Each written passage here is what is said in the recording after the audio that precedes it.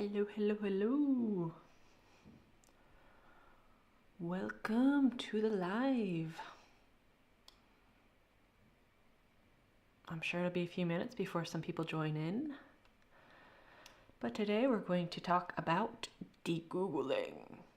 For the past few days, I've been trying to degoogle a phone without changing the operating system. I mean, going from a custom ROM from Android. So I'm going to go through the process of what I've done so far and where I'm trying to go. That's kind of the goal of this live. So I'm going to wait for some people to join in and maybe some questions will come up, maybe some suggestions as well. So if you're watching this later on as a replay, let me know down below what kind of things you're doing to degoogle or optimize your life. I'm kind of combining degoogling with digital decluttering. So if you don't know what digital decluttering is, if you haven't read the book Digital Minimalism by Cal Newport, he suggests going through all of the technology and digital services that you use and really go through and organize and kind of rethink how you're using those services. So I know for myself, as somebody who got out of the Apple ecosystem in 2024, my goal in 2025 is to get out of the Google services and Google ecosystem the best that I can. Of course, I use YouTube. It is my job. It is my livelihood. So I'm not going to try to bite the hand that feeds me too much. But that being said, I didn't realize how much Google has been implicated in my digital life until I started going through app by app in my phone. And currently my everyday carry or my daily driver is a TCL Nxtpaper device. Hi Andrew, evening from Australia. Wow, the evening already there. Yeah, it's afternoon in France, and I'm sure if anyone's joining from the US, it'll be the morning there. I'm kind of going through my degoogling process, digital decluttering mindset for now. Like I said, I'm using the TCL Nxtpaper, which is an Android device with an e-ink-esque or e-paper display, but it's not. It's actually an LCD. And I've been using this phone regularly for the past week or two because of my eyesight, and I really like the device, but I hate Google services. So I've been trying to go through and de-Google and change my whole digital organization. So first I went through and of course changed the browser. That's the most basic thing to de-Google, of course. I'm somebody who used to use Firefox before Chrome was even around, and of course when Google started putting out services, I joined on the bandwagon and left those behind.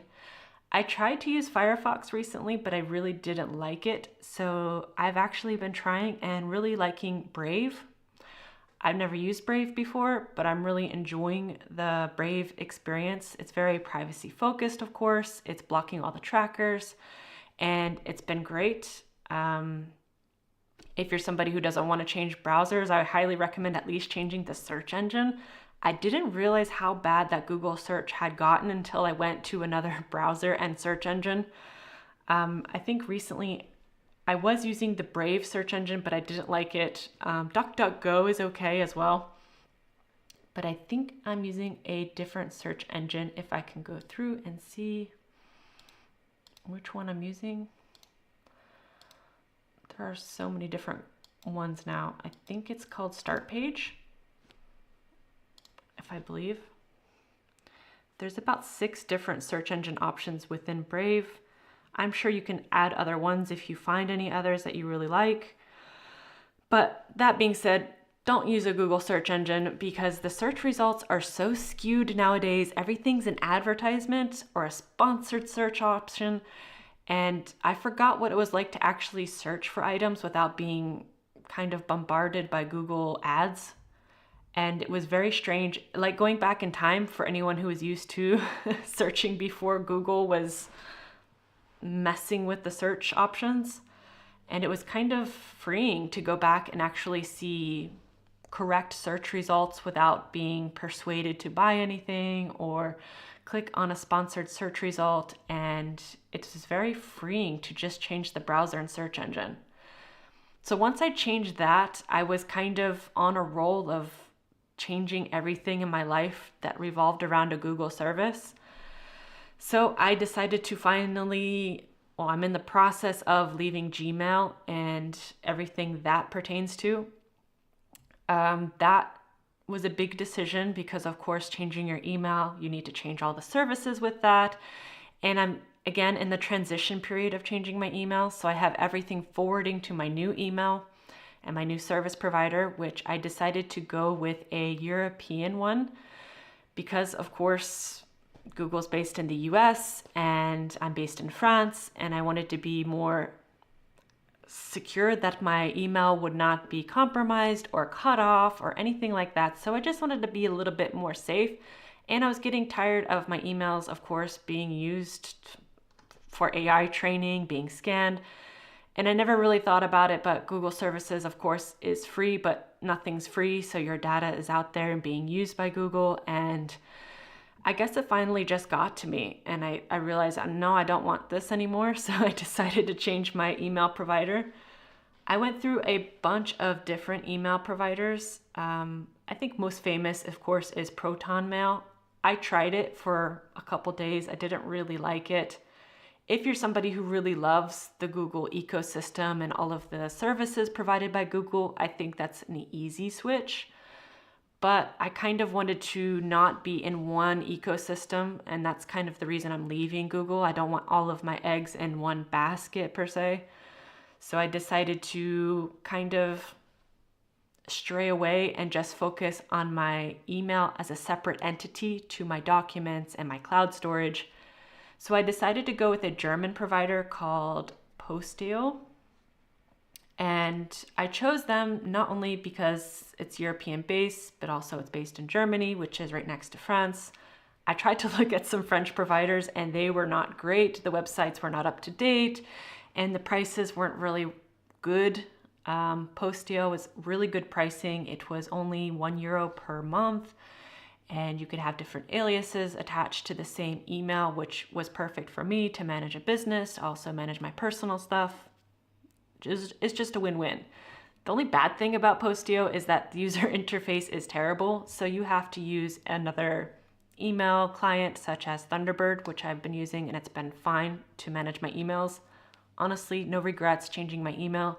Again, the biggest step is just going into each individual service that I have and going and changing my email.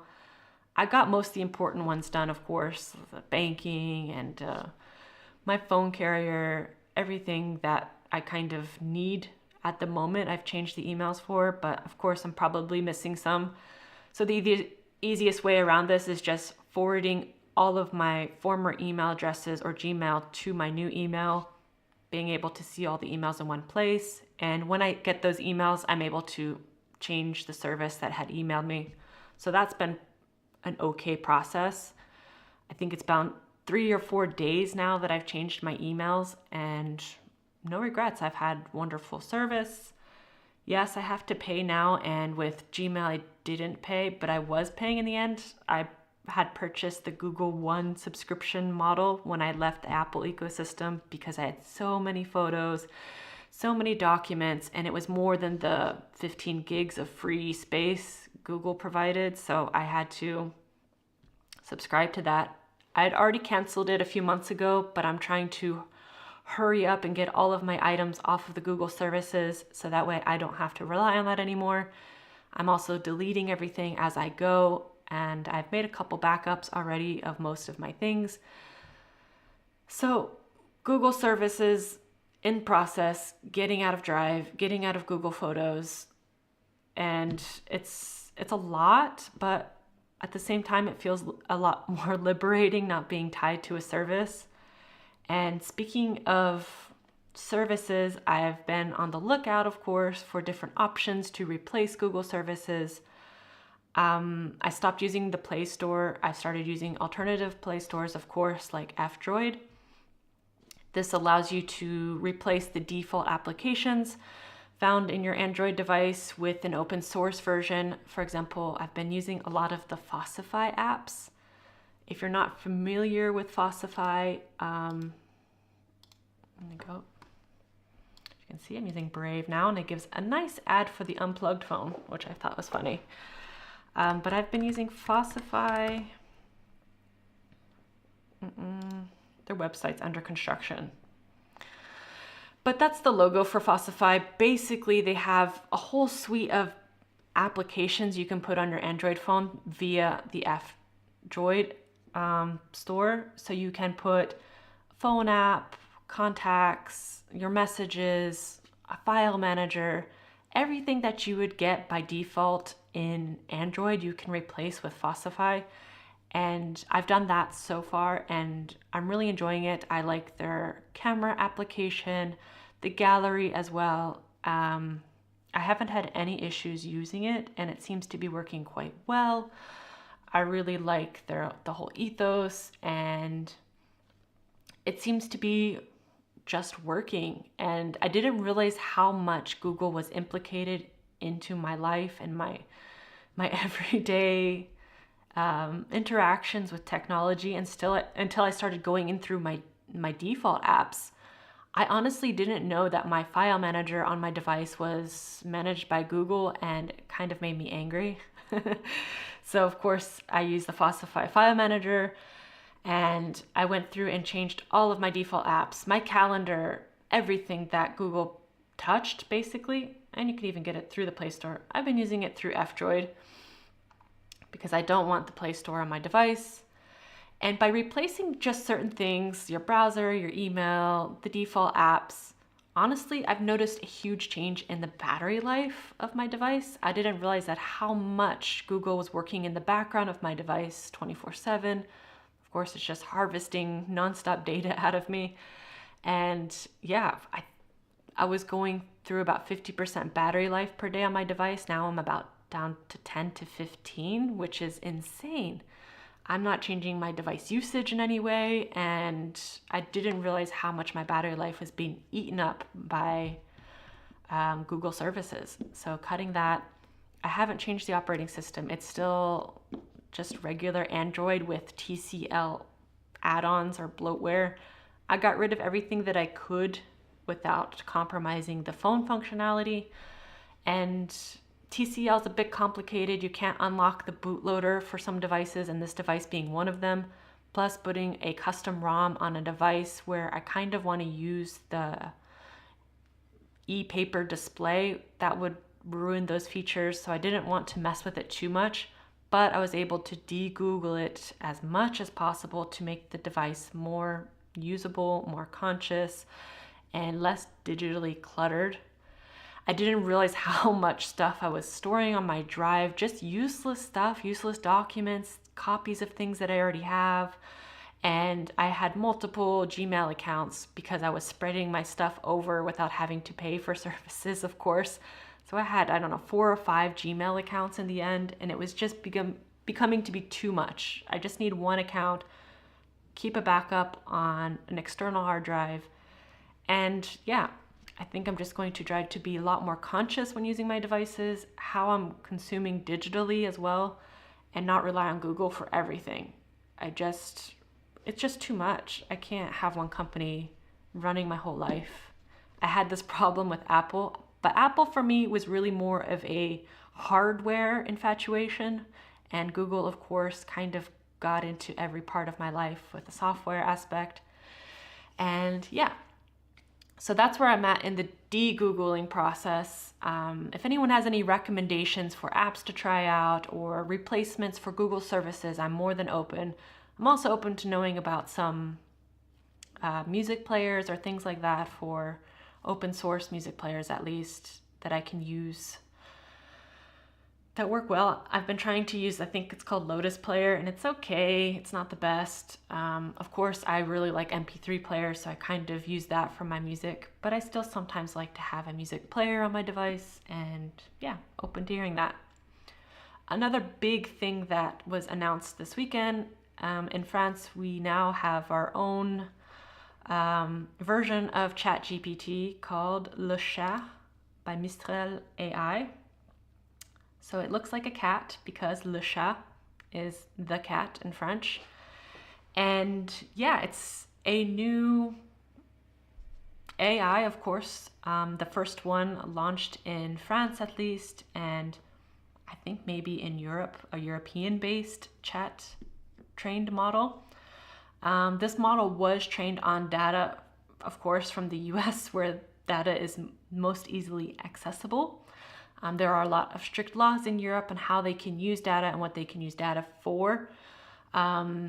They do use a lot of AI models for medical services, of course, in France, and those are very closed. Those are not accessed, of course, by the public, but this is the first publicly available large language model that we can use, and I'm pretty excited about that because, of course, with DeepSeek coming out from China, OpenAI from the US, I think it was about time that Europe had a model, and I am somebody who does use AI on a regular basis.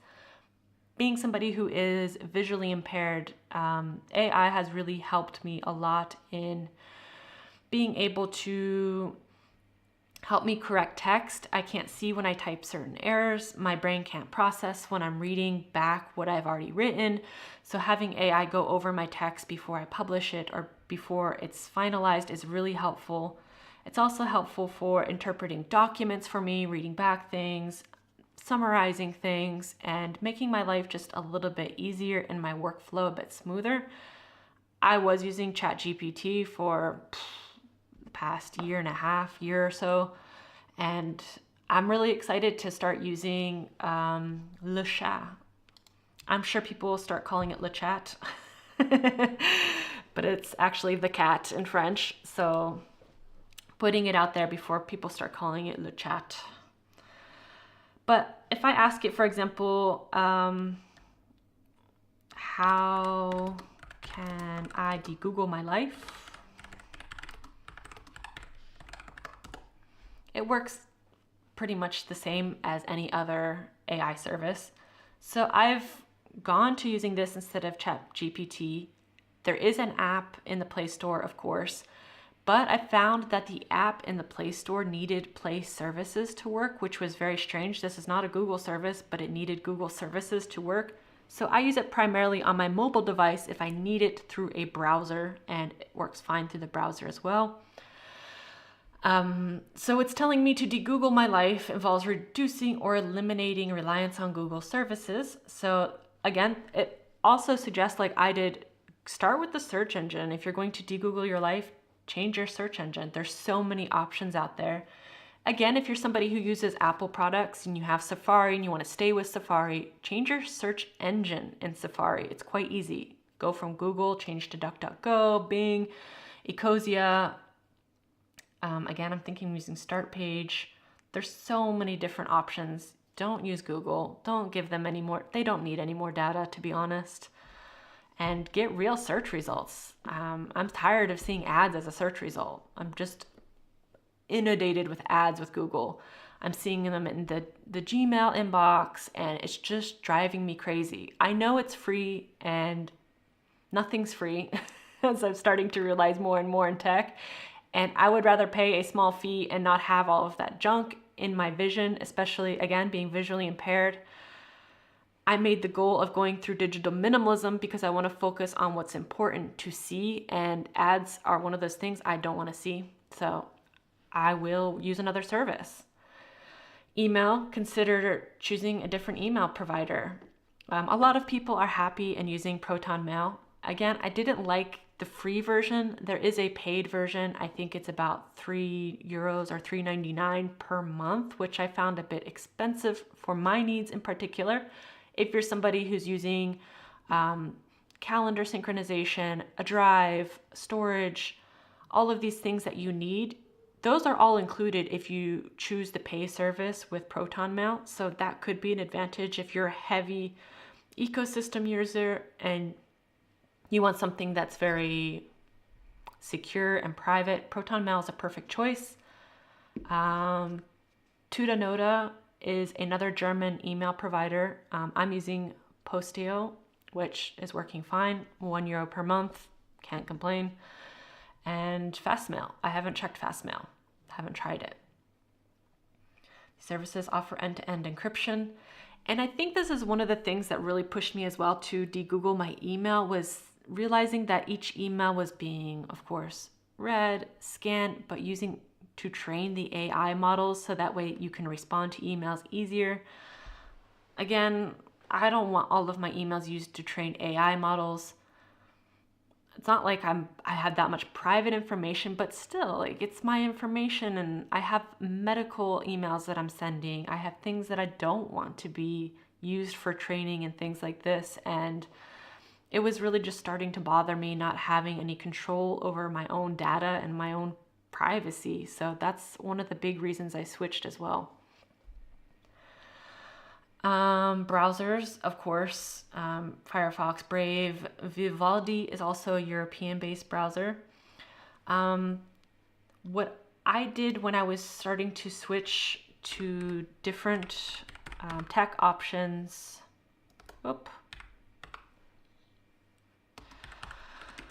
there is a site, especially for those of you based in Europe.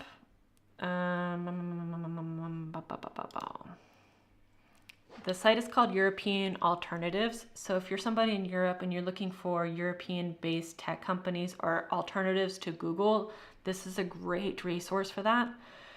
You can see different kinds of sources and categories. For example, when I was looking for email providers, I went down and selected mail providers, and it will give you European email providers. And again, you'll see the name, the country, where it's hosted, and it gives you a lot more information. This is the one I went with. I went with Posteo from Germany. It is a paid service, but it is very cheap and it works very well. It does have calendar options. I didn't choose these options. I honestly just stuck with the email. But if you go down, you can see the name, the country, and where it's hosted. So you can see Proton Mail is hosted in Switzerland. And that's one of the things that kind of blocked me with Proton Mail. Switzerland is in Europe, but it's not in the European Union. So I just have a little bit of doubts of, like, something happens between Switzerland and the rest of the European Union, would my stuff get blocked? I don't think it will, but I just wanted to host somewhere that was a little bit more open and accessible. Tutanota from Tutamail. Again, German has a free plan as well. So if you're somebody who's looking for something cheap and free, there are these options. It feels like Germany is very privacy focused the more I go through this particular website. But it was a great resource to get me motivated and to get me started at looking at different email providers besides Gmail and getting out of that loop. So I tried only a couple different ones. Again, there's Belgium, Switzerland. I tried Mailo from France because I really tried to focus on French tech. It wasn't great. I was going to try Iroko, but their website was out of date. It didn't really motivate me to put my private information on something that's not maintained. So again, I went with Posteo, which has been great. So I have been using this website a lot for specific categories, going through, again, there's delivery networks, there's search engines. Start page has been the one I've been using primarily for my search engine, and it's been really good. Honestly, I have no complaints. Again, it focuses on privacy. It gives you the results from Google and Bing, but without all of the trackers added onto your search results. So extra bonus. A very popular one in France is Quant. Quant also was launching a browser, but it never came to be, or it stopped at one point. But their search engine is still going, and it's still really good if you're a French speaker. Highly recommend Quant.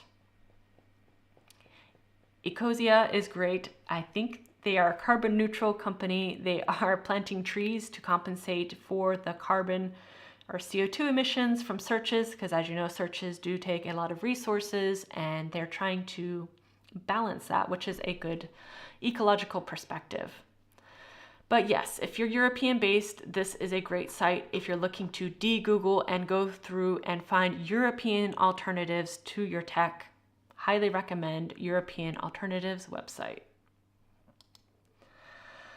Mobile operating systems. Again, I think if you're going to use Lineage or Graphene OS, I've used Lineage OS on Samsung, older Samsung devices, because I think the newer Samsung devices are a little bit harder to change or access. But if you're looking at Samsung like 10 devices, you can change it to Lineage quite easily. Other Androids as well, depending on the bootloader, if you can unlock it. If you have a Pixel, I have a Pixel 8, for example, I'm considering putting Graphene OS on it just to give it a clean operating system without being Google focused with all the Play services. So you can do that. It's an extra step. It's a little bit further. It's not necessary for someone who's de-Googling their life per se, but if you want to take that extra step into privacy and getting Google out of your life, feel free to change your operating system if that's something that you're really interested in. Cloud storage. This one I'm kind of stuck on. I don't know how you guys feel about cloud storage.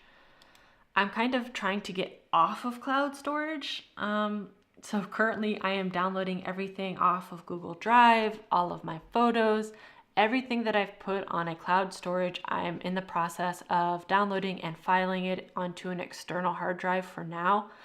I know in the future I may need a cloud storage online just to have something that's easily accessed for important things that I want to be able to share. I don't know. I haven't really done much research into alternative cloud storage services like Nextcloud. I don't know. It's kind of we'll see in the situation. For now, not my highest priority. The Office suite. I have used LibreOffice before. I gotta find some open source alternatives. I'm not really using Google Docs all that much, or Sheets, or any of them, to be honest. I use a lot of note apps and open source ones at that, so that's not really a big thing. If I'm writing blog posts or something, I usually write in the app, in the website directly, and that's not really an issue for me. But if you are a diehard Google ecosystem person, you're probably using a lot of their services, and there are some options, of course, out there that you can use for free. Maps, I did change this one. I have been using a lot of older BlackBerry devices, and I use Magic Earth on my Q20 and my Q10, and Magic Earth works great for me. I'm not somebody who's driving. Again, I'm visually impaired, so I'm using my maps primarily for walking around cities or getting around places I'm more or less familiar with. There are some newer places, of course, but Magic Earth has been working absolutely fantastic for me. There are other options, of course. If you're using an Apple device, Apple Maps works fine. Honestly, you don't need Google Maps. And there's so many alternatives out there. Of course, most people will tell you that Google Maps is the best if you're looking for reviews of restaurants or things like that. I think Google Maps is fine for that, I guess, but I'm not really persuaded. Most of the time, Google Maps is useful for getting access directly to someone's website, or getting additional information like opening hours and things like that. I can see that benefit to Google Maps, but not something to where I need to keep it on my device. Guess I could access it through the browser if I absolutely need it, but I haven't needed Google Maps in a very long time. So I've been using Magic Earth, no issues. Video platforms like YouTube. YouTube doesn't like us talking about those alternatives, but if you want to look for them yourselves, they exist on other places. Of course, you can see some of them here. There are alternatives to YouTube like Vimeo. There's also Dailymotion, if you haven't heard of it. And yeah, there's other platforms where you can watch content, and there's more privacy-focused third-party players. YouTube does not promote third-party usage, of course, because this interferes with their terms and conditions, but at your own risk. Messaging, again, I'm somebody who's using WhatsApp for the moment. I'm trying to use a different messaging service. I'm thinking of switching to Signal full time. I have a few friends who are still using WhatsApp, of course, a couple business contacts as well. But I think using a different messaging service is definitely in the future, definitely something I want to do. I don't want to rely on Meta forever. I am using WhatsApp and Instagram currently from Meta and Facebook Messenger. In Europe, you can use Facebook Messenger without having a Facebook account, so that's pretty awesome. I deleted my Facebook account, but I was able to keep my Facebook Messenger account without having a Facebook account. So I'm able to keep in contact with family members who only communicate via what's Facebook Messenger without having to have a Facebook account. So I do keep those elements, but again, I'm looking at different alternatives to WhatsApp eventually. Calendar and contacts, I use Fossify through the F-Droid application store, I guess that's called. So yeah, through F-Droid, I've been using Fossify, everything, default apps for calendar, contacts, the phone, the file manager. I kind of just wanted it all to look nice, I guess, together, all aesthetically more or less the same. So I went through and did that. Password manager, I need to look into this. I need to look into Bitwarden and see how I want to manage my passwords. I think Google has every password I've ever had in my life, and that kind of makes me nervous. I need to go through and see which passwords have also been compromised and just start changing passwords as well, make them more complicated. And yeah, a lot of digital decluttering to be done, nowhere near done. Social media, consider using alternative social media platforms like Mastodon or Diaspora. These platforms have different features and privacy options. So I think social media is more or less done from my perspective where I want to be. Of course, I'm on YouTube, I'm on Instagram, and I'm on Blue Sky, on Reddit. I tried using Discord a bit. I didn't really like it, so I'm off of that. I'm not using TikTok or any short form consumption at the moment, so I'm kind of happy where I'm at for social media, not doom scrolling anymore, no Twitter, none of that stuff. So kind of keeping that to a minimum. Review privacy settings regularly. I wasn't doing this at all. I don't know if it was just I trusted everything was fine until I started going through and seeing what was running in the background, what permissions I was giving to certain apps, and it got me really panicked to a point where I went through everything. I've been really restricting the privacy settings and again, getting rid of the Google services and certain things and really trying to not have things running in the background, removing apps that are not so easy to uninstall. Some apps, when you select them, there is no uninstall option. So you have to actually go to the app settings and then go to the bottom of that particular app setting, choose the option to get to the App Store to delete and uninstall the app, which is frustrating but doable. There are even third-party applications that allow you to go through your phone and delete things that traditionally aren't deletable, but you can delete them. And finally, use VPNs. Consider using a virtual private network to enhance your online privacy and security. I've used VPNs in the past. Maybe I'll consider it. I probably should. It's just one of those things that it's always a subscription model, and I'm trying to really reduce my subscriptions as much as possible.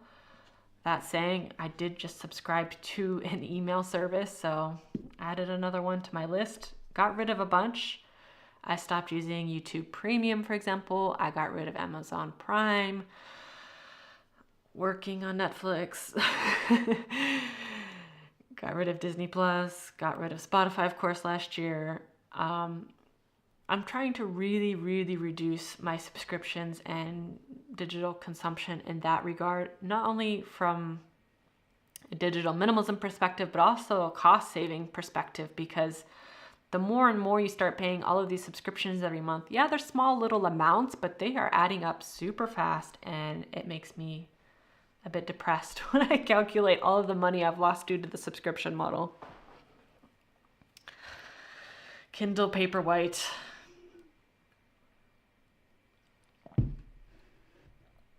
Speaking of Kindle, trying to find alternative applications for reading apps as well. I still have my Kindle, of course, but I would like to use a different reading service that is not based with Amazon. I'm trying to, if everyone hasn't gotten the perspective or you're just joining a little bit later, I'm trying to leave the whole GAFA collective, so Google, Apple, Facebook, and Amazon. I'm trying to leave all of those services. I don't want to put all of my eggs in one basket. I used to stop buying on my phone. Yeah. I need a different service. I'm looking at probably jailbreaking my Kindle as well. I know that I can get PDF versions of books, but I just don't want to be attached to Amazon at all. And I think getting off of Amazon Prime really helped me cut that line with Amazon. So I'm not attached to them anymore. I'm not feeling the need to use their service because I pay each month to have free shipping or fast shipping. Just don't want to buy from them anymore. I'm really trying to make the conscious effort to buy locally if I can, buy used if I can. And I know it sounds like crazy, or I'm really just trying to be a more conscientious consumer. How do you like the Supernote? I love the Supernote. It's been fantastic. I use it for all of my note taking. It is a bit slower, of course, like every e-ink device. It's not something that's super snappy to switch from menu to menu. It has a swipe option to get to all of your menu options. So for those of you who don't know, here's my lovely Supernote. When you're switching, you have to do these swipe gestures either on the right or the left-hand side, and sometimes they get stuck. And it'll bring up a menu. Whoop. And mine's, it's slower as it can be, but it's not the worst e-ink experience. But if you're somebody who's used to going fast in a tablet or something, it can be frustrating. For me, I like living a bit of a slower life, so using the Supernote has changed my way of note-taking in a positive way. Again, as somebody visually impaired, I'm able to make, of course, the pen strokes a lot thicker so I can actually see what I'm writing. So that's been a positive. Not crazy at all. I started it last year. Best thing I've ever done. Yeah. I think last year was the year of leaving Apple. One of the biggest videos I did was leaving the Apple ecosystem. It was one of the videos I got the most hate comments on and most feedback on. And honestly, I'm really happy I left the Apple ecosystem. It was really a good decision to make. So in 2025, my goal is to leave the Google ecosystem, the Google services. I don't want to be a part of it anymore. I don't think one company is better than another company. I don't want one company owning all of my data, all of my money, all of my services. And yeah, 2025, the year of leaving Google. So once I leave Apple, once I leave Google, I don't know where I'm going to leave next. I'll leave tech altogether. No. I think degoogling for me is something that I've wanted to do for a long time. Of course, even before I left the Apple ecosystem, my goal eventually was to leave the Google ecosystem as well, but Google was more intertwined in my digital life than Apple was. Apple was very much a hardware part of my life. And I think Google represents a challenge that I was putting off for so long because it's a hard thing to do. It's a pain in the butt. It's something that I don't necessarily want to sit down and take the time to do, but I have been doing it and I'm really happy so far with my results. And I wish I would have done it sooner, of course, but it is a mental load. It's very overwhelming to just stop. May put up the Light Phone 3. I can't wait for the Light Phone 3. That's kind of why I'm degoogling too. I think getting a light phone is really going to motivate me to go a bit further with digital minimalism. But again, I need to do more digital decluttering before I can really rely on the light phone. I've still been relying, of course, on my TCL Nxtpaper has been my main device for now. Basically due to visual reasons. I've been having a lot of issues with reflective surfaces, so I tend to go towards e-ink where it's not very shiny. So I'm trying to de-Google that part of my life as well. Why do they take so much time for the light phone? Desperately wanted them quicker than they used to. The light phone 3, it's coming, guys. It's coming in a few weeks, I think. Did everybody watch the live from Jose and his interview with Joe?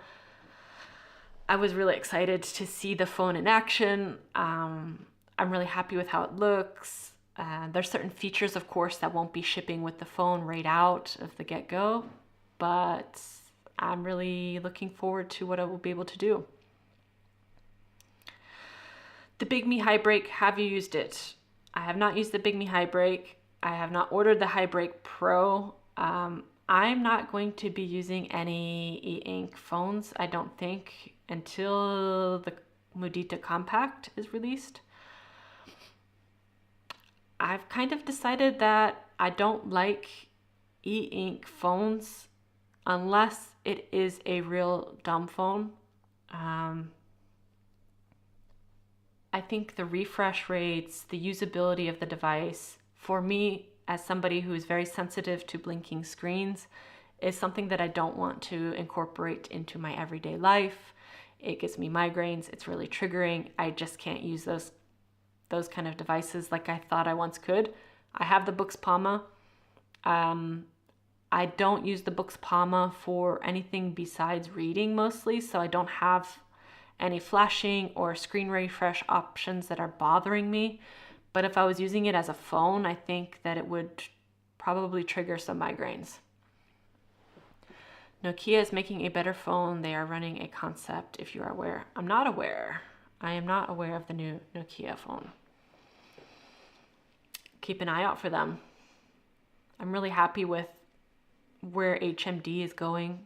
I really love the Barbie phone, except I couldn't see it. If those phones could make a dark mode for their devices, I would be happy, honestly. That's kind of been the great thing about de-Googling my devices, is the open source software that's available. Most of it comes in a dark mode option. I keep my phone in black and white, so no color. So if there's a dark mode, it's easier for me to see. Kind of like why I really love the Light Phone 3 operating system design is because it is the black with the white text. Super easy to see. ePhones, this is this. Simulation compared to colored screens. Technically, we need black and white rather than e-ink. Yeah. This is why I've been using the TCL Nxtpaper, because it is an LCD, but it has a display that is non-reflective and like an e-paper, but it doesn't refresh like e-ink. So it's, of course, it's just like a normal smartphone. I have it in the e-ink color, so it's just black and white, and that's it. And honestly, it's been super easy on my eyes. I've had no eye strain issues. I've had no migraines triggered by refreshes or flicking screens, and it's been the best of both worlds. Honestly, it's one of the best devices I've used. Very surprised by it. It's one of the viewers of the channel who had recommended it.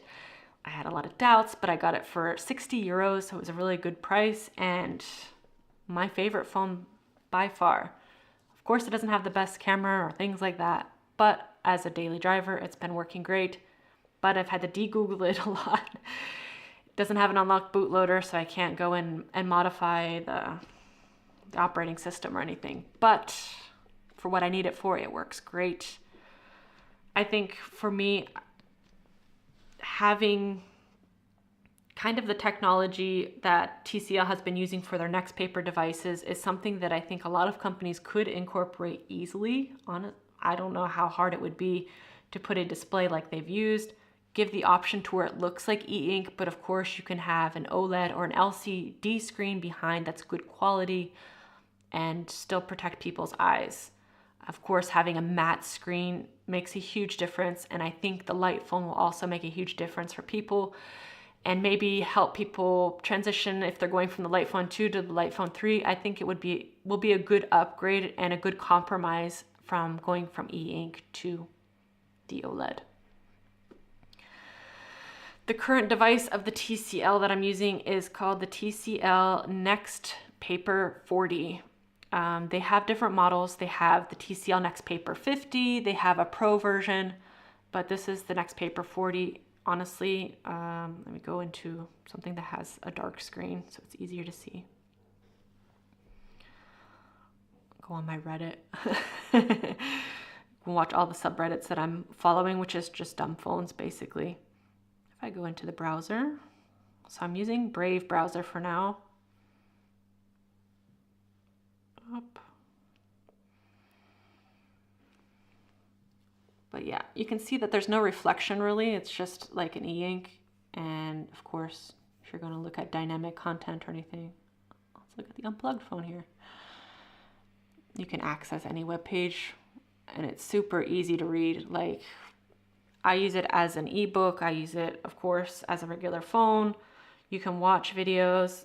I find as a digital minimalist device, it works quite well because I only keep it in black and white. So therefore, again, I'm not tempted by the colors and the notifications and all of the aspects that drag you in to doom scroll. If I'm watching any content, watching everything in black and white really takes you back in time. And yeah, it's like I'm living in the 50s again. I just watch things in black and white. I don't really care what the colors look like.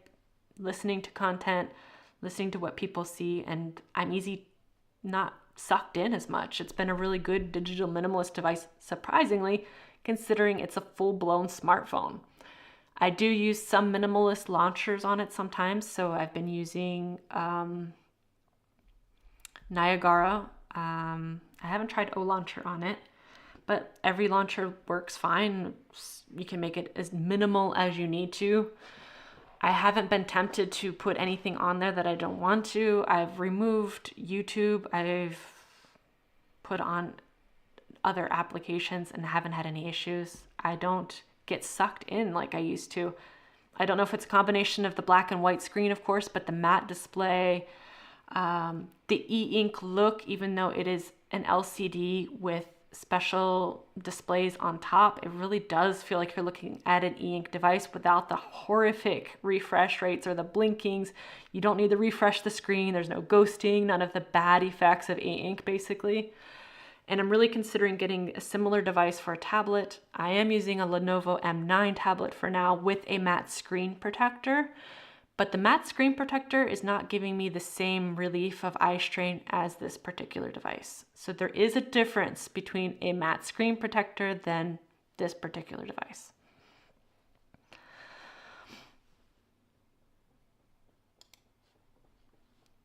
By default, a green screen. Let me share my screen a little bit more here. TCL Nxtpaper 40. I need to do a video on it, actually. I've been holding back because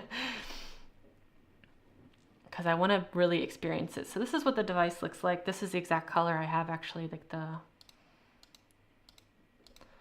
do they show what it looks like? So basically they show the different color options, but if we go down, up, comfort visual, it's in French because I'm in France. Dun, dun, dun, dun, dun.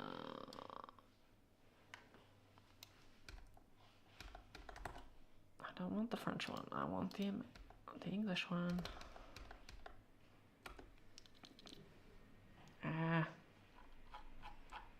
Sorry, guys.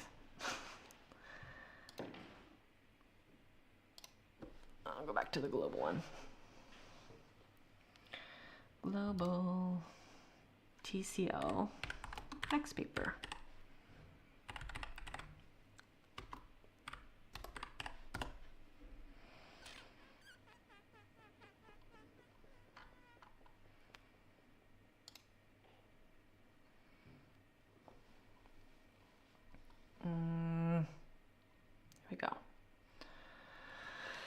So I do have a stylus with this particular phone, so you can use a stylus. Does it work?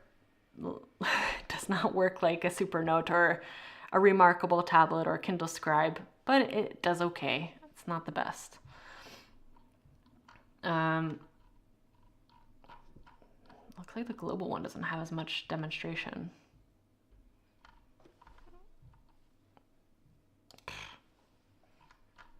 Oh well, I'll go back to the French one then. But it does really feel like paper, and it does look like paper. And I think they have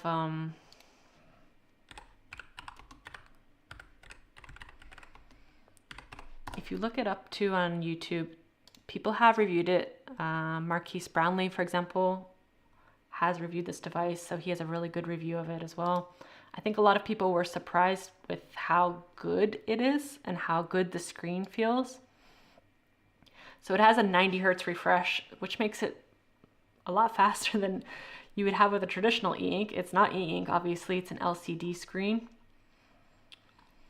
Gosh. It blocks the blue light as well, so that really helps for people who have tendency to use their device before they're sleeping. Still technically Android, but you can use it without an account. Yes. I switched the Books Note Air 3 tablet for the reader. Definitely recommend checking it out. I think the Books devices are great. I mean, the Books Palma is fantastic. I kind of stuck in my TCL Nxtpaper area for now because I like the smoothness of the screen and how it looks as far as like an e-ink display. So basically how you activate the e-ink, you can have it as a regular screen, but like when you go into any, let me switch back to the main screen here so it's easier to see.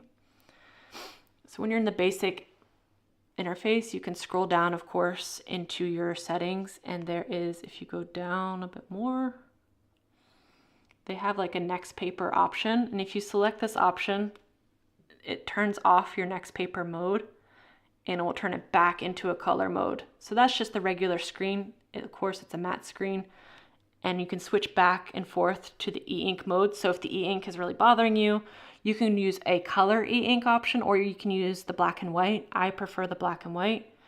And when you activate it, again, it goes through this animation of switching to the e-ink mode where it really looks like paper. It's pretty interesting. It's an interesting device. It's not expensive. I got mine open box secondhand for 60 euros, and I think originally it was 160 or 170, so it was a really good price. Does it work in the USA? I believe so. I believe TCL works. They sell all over. They have tablets, they have different versions of this particular smartphone device, and it's been a dream, and it's really affordable, honestly, because I was thinking about getting the High Break Pro, to be fair, and it was $499, and I was like, that's pretty steep for me. I think $499, it better be the best device I've ever used in my life, and I wasn't convinced with High Break that it would be, so I just didn't pre-order the High Break Pro. One of the viewers reached out to me via my email and said, hey, I have this device and I see that you like e-ink, but you struggle with seeing certain e-ink devices. Try this one out. Honestly, it's really good. It's worth it. You should try it.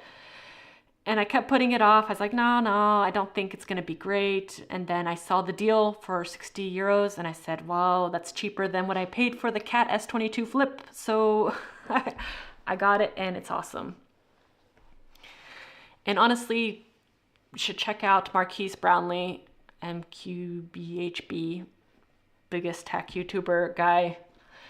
He does a review of this device and he gives it a really honest review, and it's a technology that I'm surprised other companies haven't picked up on to use to help reduce eye strain and really give you the best of both worlds. You have like an e-ink display, but a good screen behind so you don't have the refresh.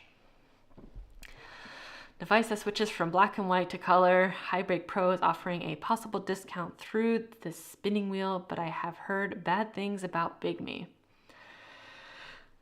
You're welcome, Ben. Yeah, I have mixed reviews from Big Me. I had ordered the high brake, the original Big Me high brake last year, but their shipping was delayed. There wasn't much communication, so I ended up canceling my order. And a lot of people were telling me about the high brake Pro. Since I had a horrible experience ordering the first version, I wasn't really motivated to order the Pro version, and seeing the price point, I was already online for the Light Phone 3, so I didn't really see the interest of getting that device. And since I've gotten this device, honestly, I don't know. I think this might be my dream, at least smartphone setup for now. I'm still using Sleek, of course, but hardware wise, if I can put software what was in Sleek into my TCL, I would in a heartbeat. Ignoring the fact that Minimal is super late, I was super pumped to see a QWERTY phone, but it does definitely need a screen that TCL opportunity missed. Yeah.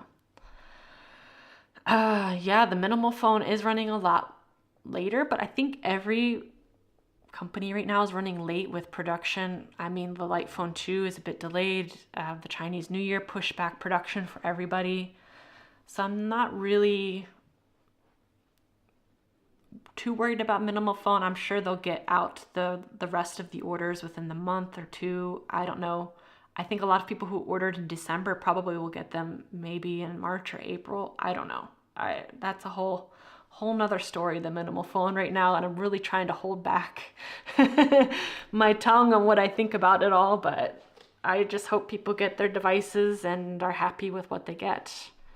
It's not a device that I would want, but I do like the QWERTY aspect of it, but I don't think it was the best optimized hardware for the software at the same time. Review all the distractive drive. Don't you review all the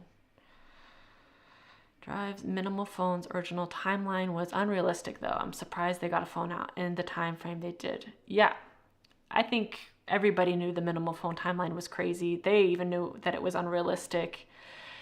And I think every crowdfunding project is always unrealistic. I haven't seen any of them hit the deadlines unless they are experienced with crowdfunding and have done multiple devices and have been through it before. I'm not surprised they're at where they're at, but honestly, I think they've released a device a little bit half finished or in beta at best. I don't know if that was the right decision on their part. Maybe they should have had people volunteer to get the devices first to help get out those bugs before everyone else would get their device. I'm sure the people who have the devices now are more or less bug testing everything for the future releases, so hopefully it'll be smoother for those of you who've ordered later. And yeah, it's a bit complicated. Every company takes a different route with it, and a lot of companies do a lot of testing before they release their devices, and that's probably the best route to go, especially if you're a new company and a new startup. Hybrid Pro has issues. They didn't announce about Android updates and security patches. I'm not surprised. I think Hybrid is pushing out some devices that probably aren't the best. Let's not lie. No company's having the ultimate device, especially in the e-ink sphere. It's so competitive. It's so hard to optimize e-ink for Android devices because apps just aren't made for e-ink. Anyone who's using an e-ink device will know this, that certain apps are not optimized. They can be used, but you might have to change some of the settings, whether it's the refresh, the color, the theme. You have to change some things to make it as usable as you can. It's never going to be the same experience. And if the Android versions aren't updating and the security versions aren't updating, that's a whole nother list of issues that has nothing to do with e-ink, of course, but that's just your hardware in general, and that could just brick it eventually. You won't be able to use the apps that you desperately need to use to do your everyday life. And I'm not sure you can, I think you can access the bootloader in the Minimal phone and install your own custom ROM. I think. I think some people were saying they could do this. I would like to see somebody try. Put some Lineage OS on the minimal phone, see how it works out. I'm sure it's going to be even worse. It's really, really hard to optimize e-ink, let alone e-ink with a QWERTY keyboard is just a whole nother level. Yeah. Why don't you review the distractive devices you have and your genuine opinion? I need to review some more devices. The only thing is that reviewing devices is so subjective, and I really want to be honest when I'm reviewing my devices. I'm not trying to promote anything unnecessarily or trying to bash anything unnecessarily. I try to give my full feedback, but for me to give a full feedback and review, I like to have the device for a bit of time.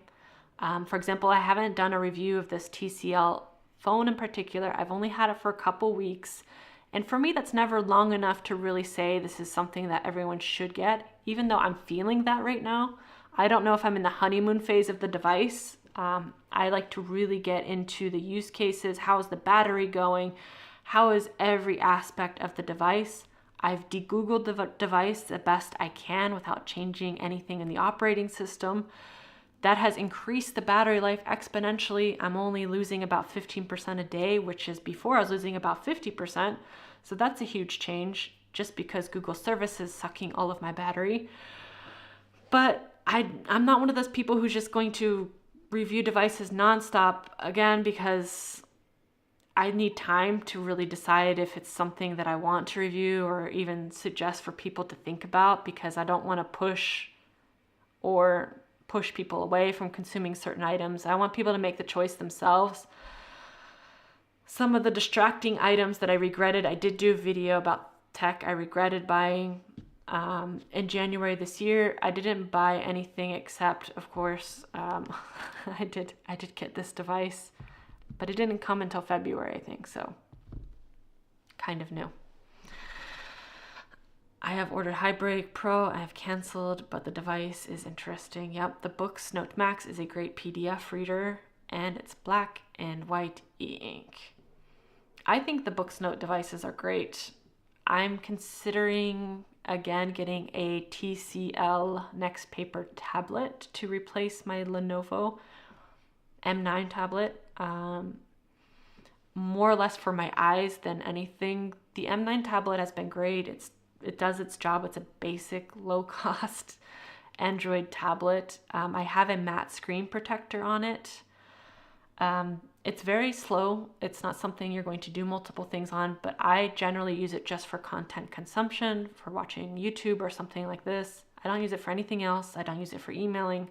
I don't even use it as an e-reader because I don't like reading on tablets as much as I do a Kindle or something like this. But first I need to sell the device. I'm really trying to be conscious of what I buy and get rid of what I have before I buy something new, because otherwise I start hoarding things and having too much. I mean, if you don't want to see my drawer of phones here, I've accumulated too much. I gotta stop. I have a problem. So hopefully no more new phones, except of course the light phone, which we're all waiting for with bated breath. I really can't wait to get the device, use the device. I think it will make a lot of changes in the positive light. I think I'll always have a smart device though for important things. Where do you sell your things? On eBay. I sell my things on multiple different sites. I use Back Market, of course, for more name brand mainstream Apple devices because there's a high demand and I usually get some decent price. There's another site called Rebuy.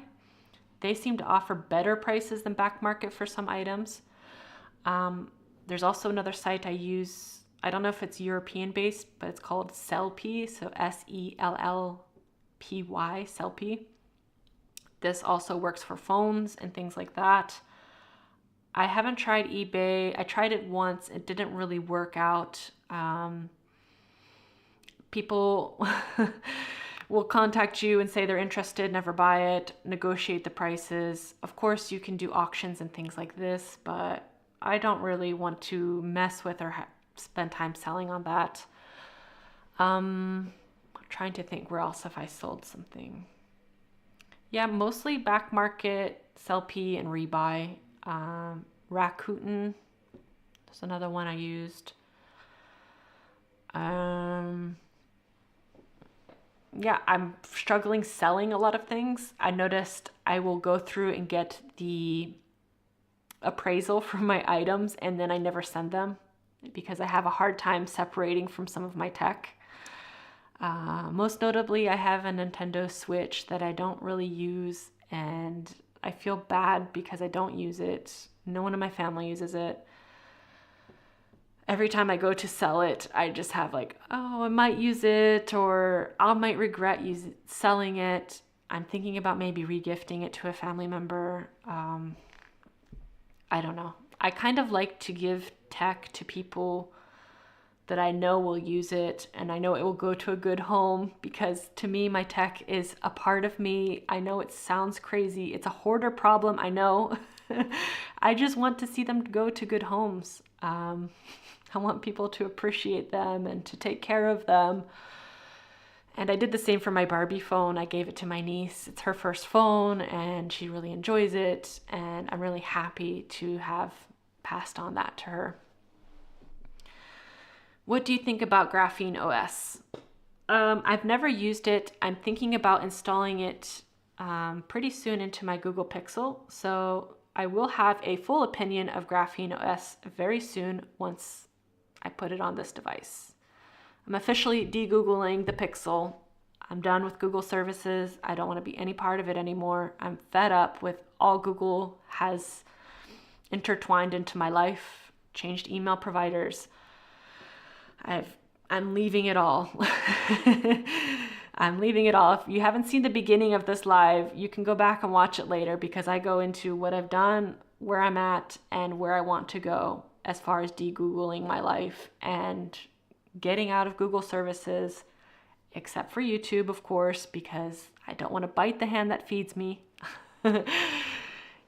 I don't want them to own every aspect of my life. I feel like they know me too well. They have all of my information, all of my data, my money, my time, my attention span, and it just is overwhelming. And it's taking me about a year, but getting up the courage to just get out of it and get away from it as fast and not looking back. You never know when you will see a new purpose for more. That's the argument for keeping them. Yeah, I always find a new purpose for my tech. I'll find a reason. That's part of the sickness of my collection. I can use that someday. What if all of the cell phone towers get knocked out and only 2G works forever? I need to have devices for myself and my family members. I will make up anything crazy to kind of hide away, keep all my stuff. Rick asked, Laura, are you leaving Gmail too? Yes, I have officially left Gmail. If you send me emails, I will still get them because I forwarded it to my new email provider, which is a German email provider called Posteo. I decided to focus on using tech, if possible, based in Europe, because you never know. The world is uncertain. If things get knocked out, I want to be sure that I have the best opportunity to have access to my information, and my privacy is important to me now, even though it's always been. My eyes have been a little bit more open and seeing how my data has been used to train AI and things like this, and kind of taking power back on my privacy and my data, and realizing that I was using services that were free that weren't free. They were making a lot of profit off of me, and I was willingly giving them all of that information. So I've kind of been disgusted with myself. Kind of like the digital minimalism journey. Like, why would I waste so much time on my devices? Now it's a privacy and security thing. Why have I given up all of my information willingly and trying to reclaim that and kind of take control of my digital presence and what services I use, what those companies are promoting, and yeah, the whole aspect of digital minimalism. And it's a hard journey, I'm not gonna lie. The email was blocking me for a long time. I had a lot of viewers reaching out to me who use other email services, and this kind of got me thinking, if they can use it, I could probably use it too. A lot of people switched to Proton Mail. If you're somebody who loves all of the ecosystem of having a cloud storage, calendar, contacts, all of those services together, I think Proton Mail is an excellent option. I didn't like Proton Mail because it was a bit more expensive, and I don't want to be tied to one ecosystem again. I think this is where I made the mistake with Google. I just trusted them and went full in and loved all their services, of course. It's very user-friendly. It's very easy to connect to everything. But I find that if something happens to a company and all of your information is tied to that one company, you're just at a higher risk for losing that information or that information getting out.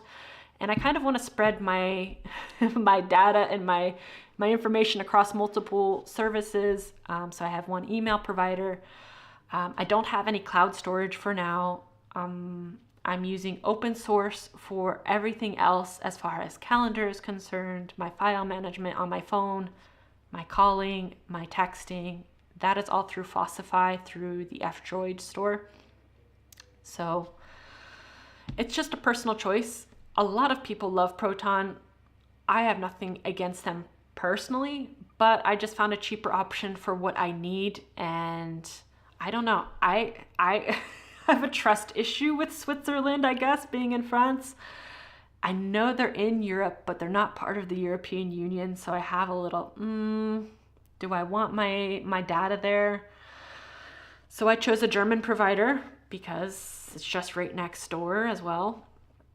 And Germans are very much privacy focused, and I like their mentality about protecting your data and encryption. And it was €1 per month for this email service, and I get multiple aliases for my email, and it fit all of the boxes I needed for a low price.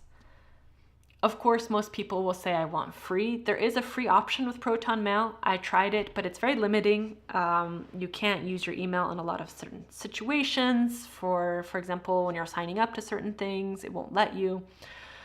Because of security reasons, of course, there's a reason. They're not letting you use your email for certain things. But honestly, I've been using Posteo for the past few days. No issues. Any emails I get to Gmail for now are forwarded directly to my new email, so I don't have any problems not getting email. So that's been great. What is some privacy? They already had your data and sold it. Yeah. I don't have any privacy. I want to get some privacy again. That's my goal. What do you think about cloud storage, PC cloud? For cloud storage, I've just finished emptying out my Dropbox and started using SyncThing. It took a long time to figure out how to configure it, but your data is never stored on someone else's machine. Yeah, for cloud, for now, I'm using an external hard drive. So I have no cloud service for the moment. I'm debating which cloud service would work for my needs, or if I need a cloud service. I'm debating whether or not for certain things I could keep on my device. I use an SD card for my current device. So this TCL Nx40, you can use it with an SD memory card. And I'm thinking of storing some of those important items that I need regularly on that SD card. So that way I always have them with me and easily accessed. I could keep it on my device, of course, if I need to be.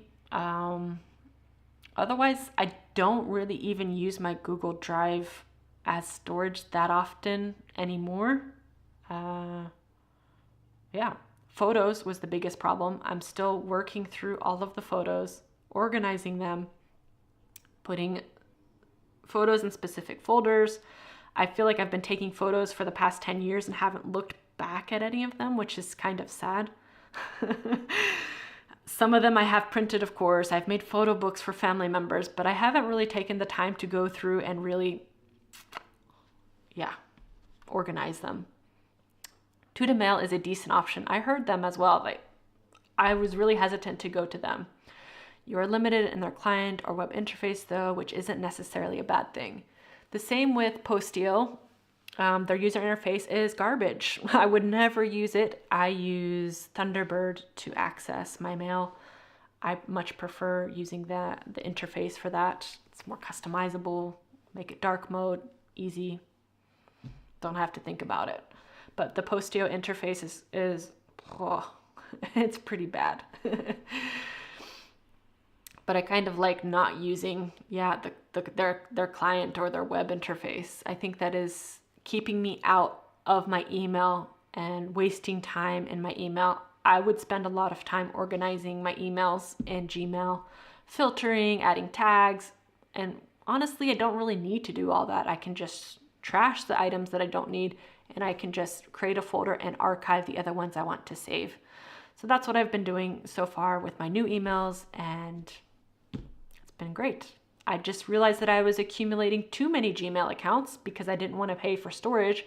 So rather than paying for storage, I would just create a new Gmail. So I had so much stuff stored over 4 or 5 different Gmail accounts. It was just getting too much to manage and a bit overwhelming to find the things I needed to find. I had to go through each drive and search, and it was just a mess. I was over it. And with the current political situation in the world right now, we've been getting a lot of push, at least in France or in Europe in general, to really focus on tech more in Europe. And it got me thinking, that makes sense. I should be supporting European tech a lot more than I am, giving them a chance. There's so much great tech out there. Again, the new chat AI service that came out this weekend from France is Le Chat, or the cat, from Mistral AI, and I'm really super excited to be using a chat AI service based in Europe for once. It's not American, it's not Chinese. And I think European tech has kind of been pushed to the side for so long, and there's so many good services, and I think I myself need to start giving them a bit more chance and start putting more faith in it. And I feel like I've left my European side a little bit. Just out of convenience, to be honest. I was just too lazy.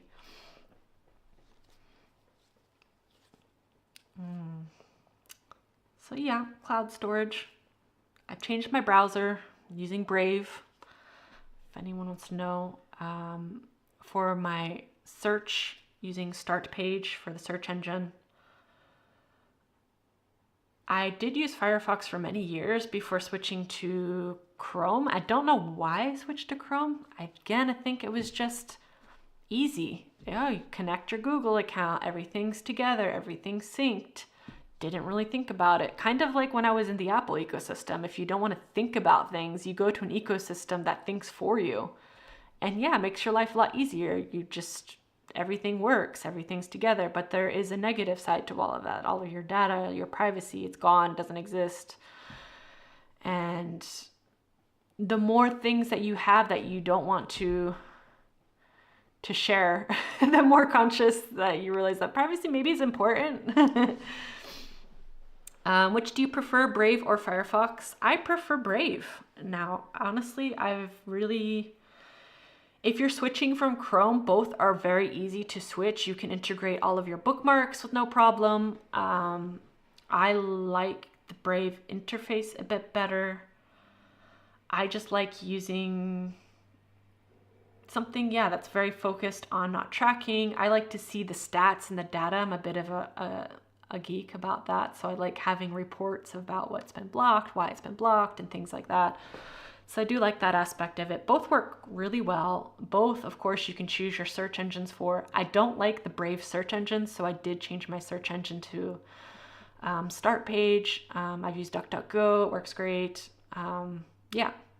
Otherwise, really excellent experience. I use it on my computers. I use it on my mobile devices, and it works really well.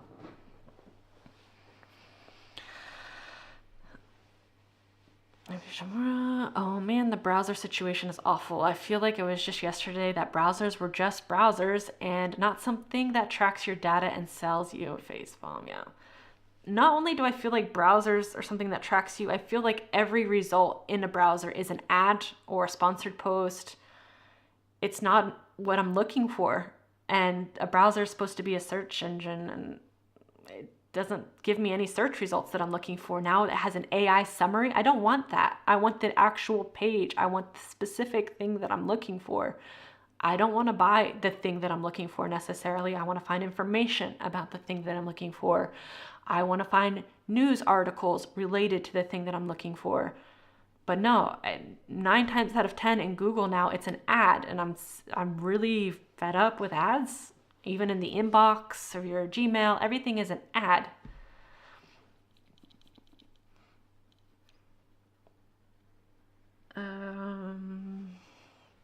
Great insight on degoogling. I've never tried Brave for a while. You've prompted me to go back and check it out once again. I think browsers are something you need to, jump in and out. Firefox, I used to be a big fan of it, and now not so much. I'm trying Brave, really like it for now. If it turns out I don't like it, I'll just switch to something else. I didn't know that DuckDuckGo came out with a browser as well, so I would like to try that one and see how it goes. I think we forget that we have options and we have choices, and we get so complacent in certain ecosystems. I was the same for Apple. When I was in my Apple fog for about 4 or 5 years, I didn't think of anything outside of the ecosystem. And the same started happening with Google. Like, just get stuck inside the same realm. You don't even think about another option. And there's so many options. There's so many open source apps out there that can replace your default apps. And I didn't realize how intertwined Google was into the function of my phone. It was managing my files. I thought it was just a file app that was general to a phone. No, it was Google Files. And I said, no. So I had to get an open source file manager for my phone even, because I didn't realize it was Google. I didn't realize that the messages, the phone, every aspect of the device was a Google app. And going through and uninstalling and putting an open source option takes time, takes trial and error, and I'm still finding little hidden bits and gems of Google running around my device. But honestly, again, getting rid of all the services, the background running apps, the data mining pretty much of all of my content has saved the battery of my phone immensely. No regrets. I want the 1998 internet back. Yeah, I want the old internet back. Remember when we just used a good old Yahoo search? Or I remember when search engines were just search engines and wasn't just things to prompt you to buy, or getting news that is paid to be there at the top of the list because they know people are lazy, they're not going to scroll any further, or just having endless search results. I think sometimes when you search an item, you go through pages and you realize that you're not even on the relevant search that you were searching for to begin with, and you go down a different rabbit hole. It keeps you engaged longer than you need to be engaged. I've been noticing on these other search engines, when I search for a term, I get a couple pages and that's it. There's no more search options because nothing else is relevant to what I was searching.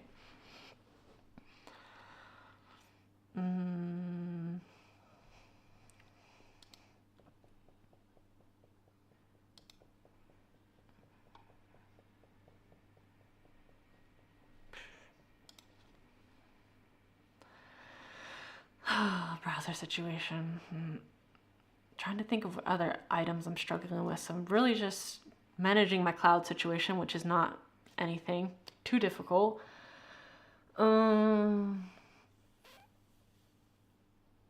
background running apps, I've been trying to uninstall again the default apps, which was a lot of work because a lot of apps, they let you disable the apps, but to uninstall it, you have to go through the app settings menu, select a specific app, scroll down to the bottom, and select to go to the App Store to uninstall it. So it's a bunch of extra steps that aren't really necessary, but it's doable. Again, It's really time consuming de-Googling your life and really eye-opening. It's kind of like digital minimalism in a way of realizing how much time I was spending on my devices. Now it's realizing how much Google was involved in me spending time on my devices and how much it was in their interest for me to spend time on my devices. And yeah, for my Google Pixel 8, I'm still going to be trying Graphene OS, so I'm going to completely get rid of the stock Pixel operating system and kind of make it as private and as secure as I can. My Pixel is my content creation device and is used just for my job. That's it. It's not, I don't have a SIM card in it. I don't really use it for anything else right now. And I think I can just take it further with it and just, ironically, the most easy device to de-Google is a Google device, which is hilarious.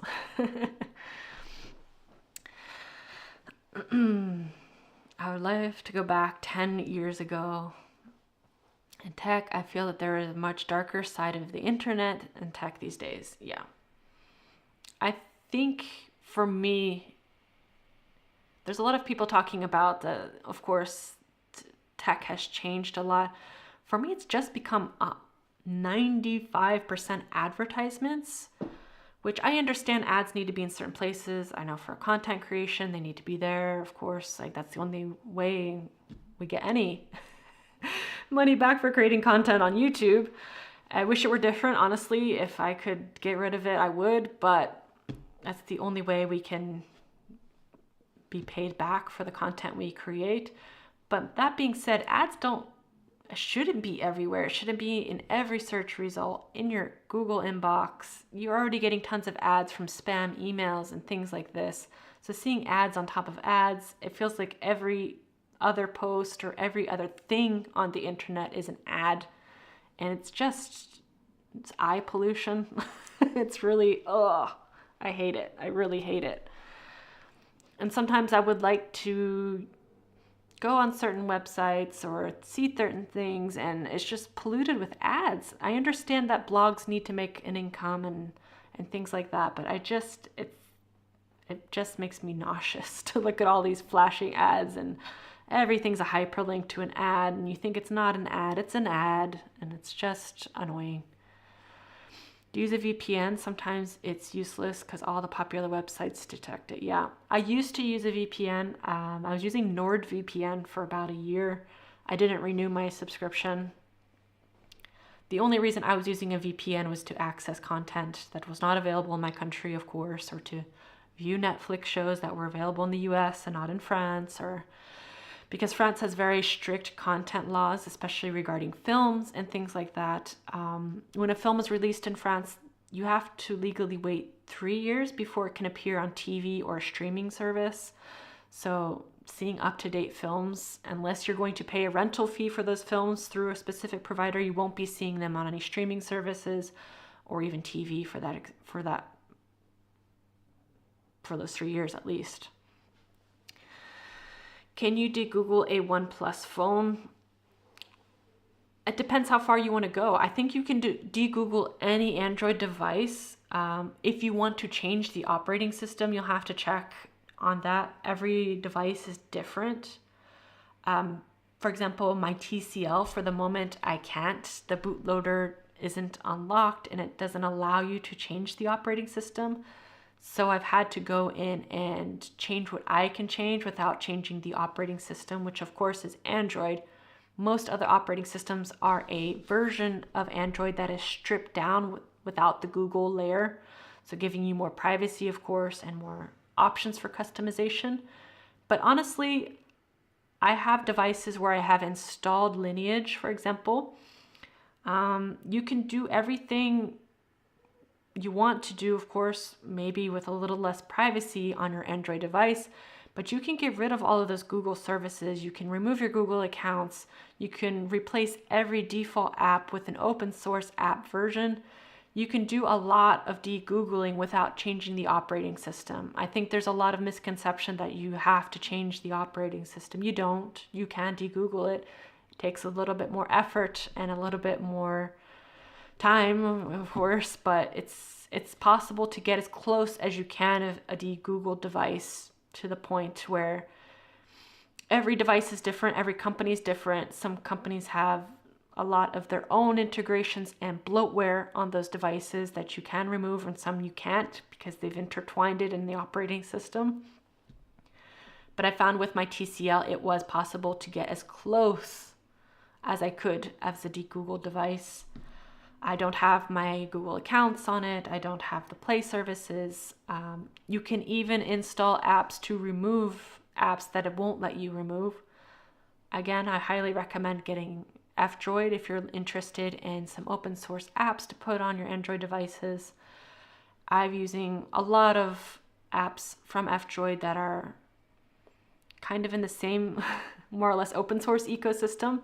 So I use a lot of Fossify apps for the default apps, such as calling, texting, and things like that. But I'm using music apps, notes apps that are all open source, nothing that's attached to Google at all anymore. And not only is my phone running a lot better, it's saving a lot of battery. Again, I'm not sharing everything with Google that I once was. So big positive on that side. I think everyone could de-Google a little bit. Again, the best way is just to change your browser and your search engine. That's easy. That's already knocking out a lot of data that they're getting from you.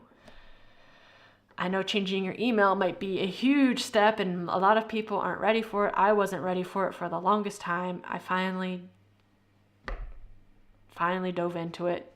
Happy I did. It's a transition period. Not completely off of my Gmail. I'm still changing logins and finding places where I need to update my emails with administration, with government sites, and things like that. So there is a process and a time. Trying to give myself, of course, to the end of 2025 to be completely Google free. That's the goal. And Ransom We Trust. Sorry I'm late. Thank you for this content. No worries. You don't have to apologize. You can always watch it later too. I did a lot of babbling in the beginning. Still babbling.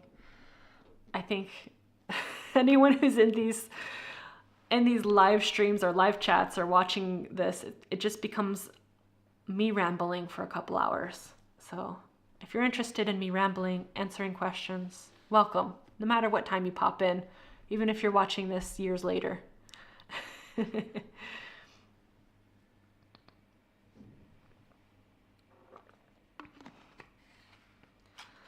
Hopefully I will get an official kind of more concise video of how I'm de-Googling my life, where I'm at and where I want to go. Because I know this live stream is very long and most people are not going to watch it or not going to care about it. But I'd like to go more into depth of why I chose certain services over other services, or why I'm de-Googling to begin with. And yeah, just kind of show people that anybody can de-Google. It's not as daunting as it seems. I know for myself, when I hear the word de-Google, it means custom operating system. That's the only option. Everything else, it's not good enough.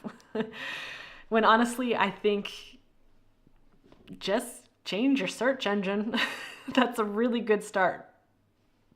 Honestly, if everyone in the world just got off of Google search, could you imagine the upset that would be at Google? They would, why no one using Google search? No one's using Chrome.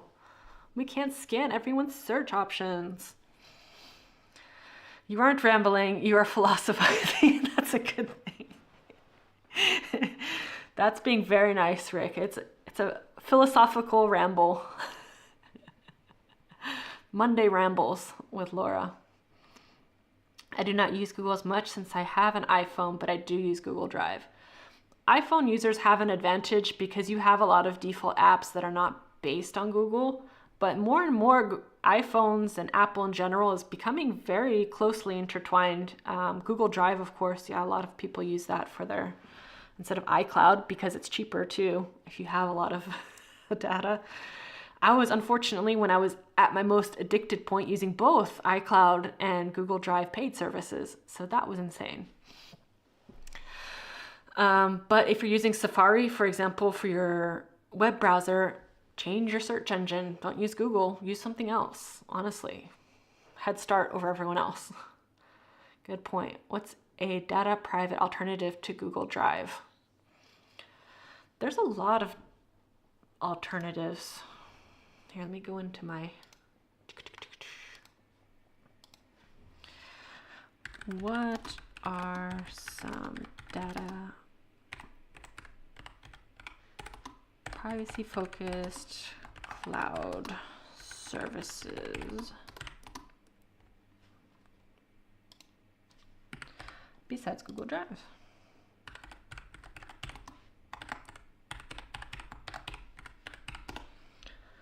I'm gonna ask Lucia. If you're looking for cloud storage services, you have Nextcloud. Has anyone used Nextcloud? I have not used any of these services, so I can't recommend or not recommend. It's an open source, self-hosted cloud storage solution that offers end-to-end encryption, extensive customization options. You can host it yourself or use a provider that offers Nextcloud hosting. I'm sure some of these are going to come with a price. Tresorit, a cloud storage based in Switzerland. Sync.com, a Canadian cloud storage service provider. Mega, a cloud storage service. pCloud, a Swiss-based storage cloud, is not attached to Proton. Spider Oak One, Proton Drive. Yeah, Proton Drive is equivalent to Google Drive. C-File. Kufer, a European cloud storage provider. Phelan. There's so many now. Look at all the options we have. I have to find one that I really like. Use iCloud and OneDrive too. Good point. There's so many options. I heard some people saying pCloud earlier. Proton Drive for the people using Proton Mail, of course. Offer an encryption integrated with other iCloud. I'm gonna look into Kufer. The crazier the name, they got me sold. Phelan is a cloud storage, offers end-to-end encryption. I think it's just going to be a lot of trial and error to find which price works for you, of course, too, depending on how many elements you have to store on the cloud. I don't have any cloud storage for now, so this is my storage, an external hard drive for the moment. My life is on this, so if I lose it, there are some things that I keep. Most things I have a paper version of, but some things are only in the digital version that I have now because I've lost the papers or the papers got damaged, or even with newer pay slips. A lot of companies don't give physical pay slips anymore, so I only have digital versions of those. And that's the only version I have. Hi, would you rather buy a sleek phone or a high-break Pro?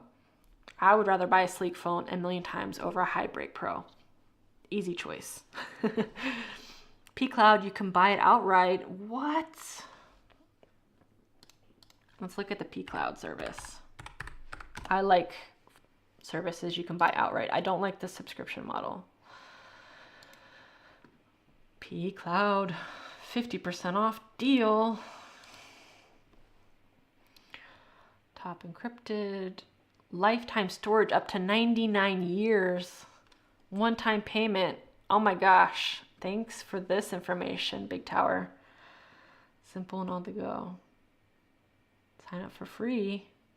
Used by people working at Nike, Twitter, Coca-Cola, Instagram, and Uber. 6 ways pCloud improves your life storage, access to any device, Swiss data protection. So it's a Swiss-based server location, file sharing, security. I'm definitely looking into this. What is this? Get up to 10 gigabytes now. What is the pricing? How much are you? A lifetime. It's about the same price as an external hard drive. But 500 gigs, that's a bit steep for 500, but it's a lifetime, one-time payment. 2 terabytes for $3.99. 10 terabytes. Wow.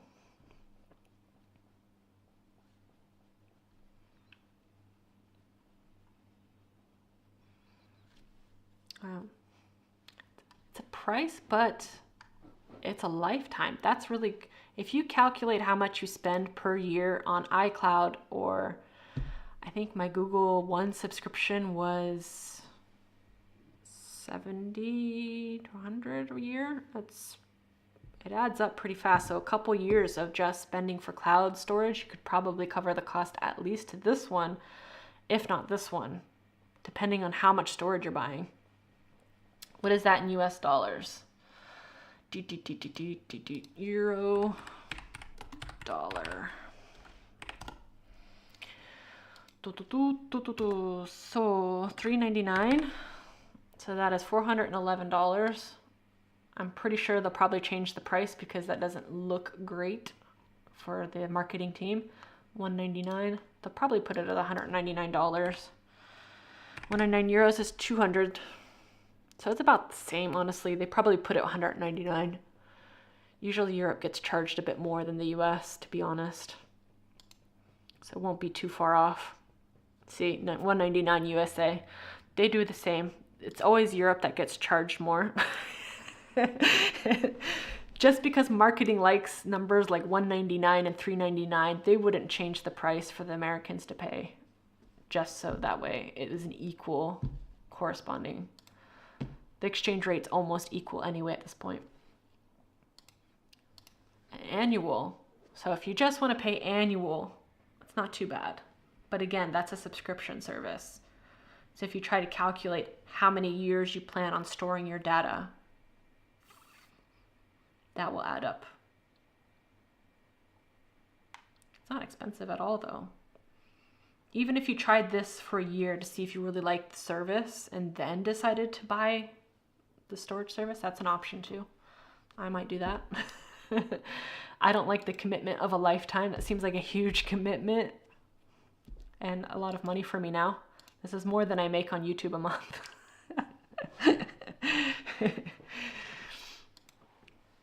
Thanks, Big Tower. Woo woo. We're all gonna switch. I'm definitely gonna keep this in my... I'm gonna bookmark this. Then I come back later. Good recommendations. I love this.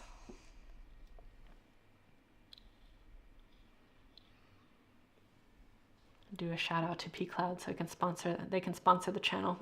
If we get everyone to back it. This is why lives are important. We can share this valuable information with each other because I know nothing about cloud storage outside of Google Drive and iCloud. And then I feel depressed when that is my only exposure to other cloud services. And that's where I think with digital minimalism now, it's opening my eyes to so many other things that exist and so many options, and not just for devices, but also for services and things that I've never really thought about before, because that's probably the purpose of most of these ecosystems. They don't want you to think about other options. They want you to think you have the easiest and best option. Why would you leave Google services? We do everything for you for free, and we make money off of you.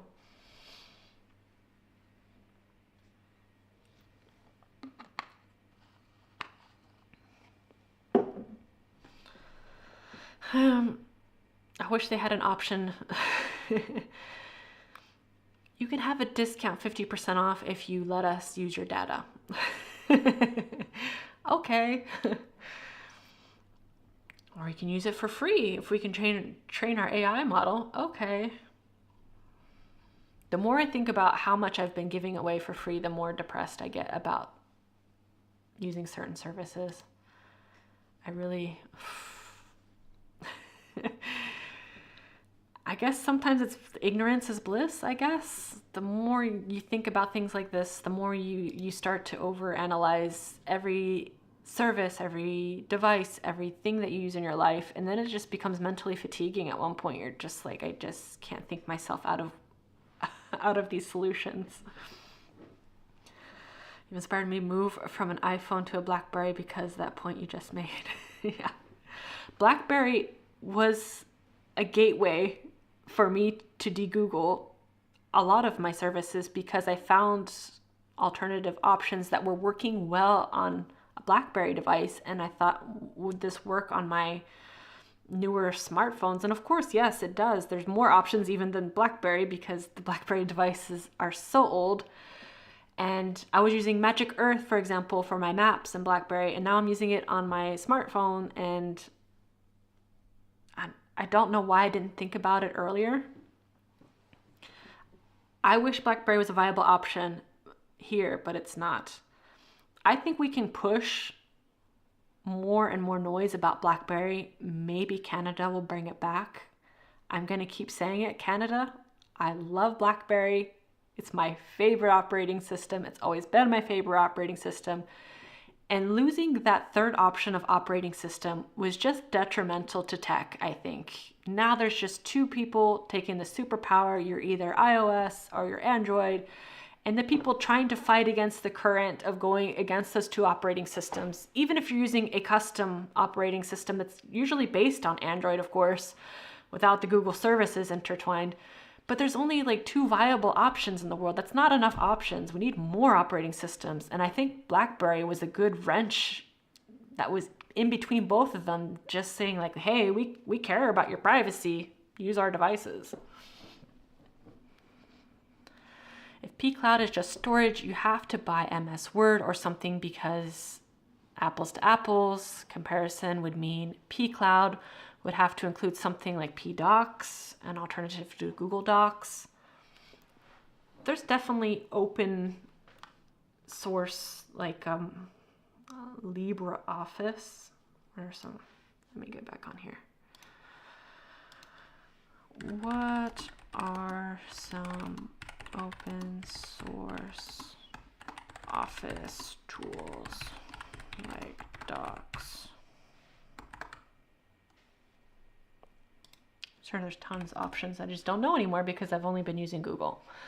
There are several open source office tools that can serve as alternatives to Google Docs. Here are some. Yeah, LibreOffice, comprehensive open source Office suite that includes tools for word processing, Writer, spreadsheets, calc, presentations, Impress, and more. Apache OpenOffice. OnlyOffice is an open source Office suite that offers online and offline editing capabilities. It includes tools for document editing, spreadsheets, presentations. Calibura Online, web-based Office suite. CryptPad, an open source collaboration suite that focus on privacy. So it seems like there's a lot. Etherpad, WPS Office. I feel like I used that a while ago. So this one follows the Office file formats, which is probably the most useful if you're going to be working with other people who need to open your documents. But most open Office tools work well across multiple devices and most operating systems. It's sad right now. It's Android and iOS, but before it was BBOS, old Windows mobile phones, yes, Palm OS, Nokia Symbian. We've really let it go. Yeah, it's really depressing when you see all of the operating systems that used to exist.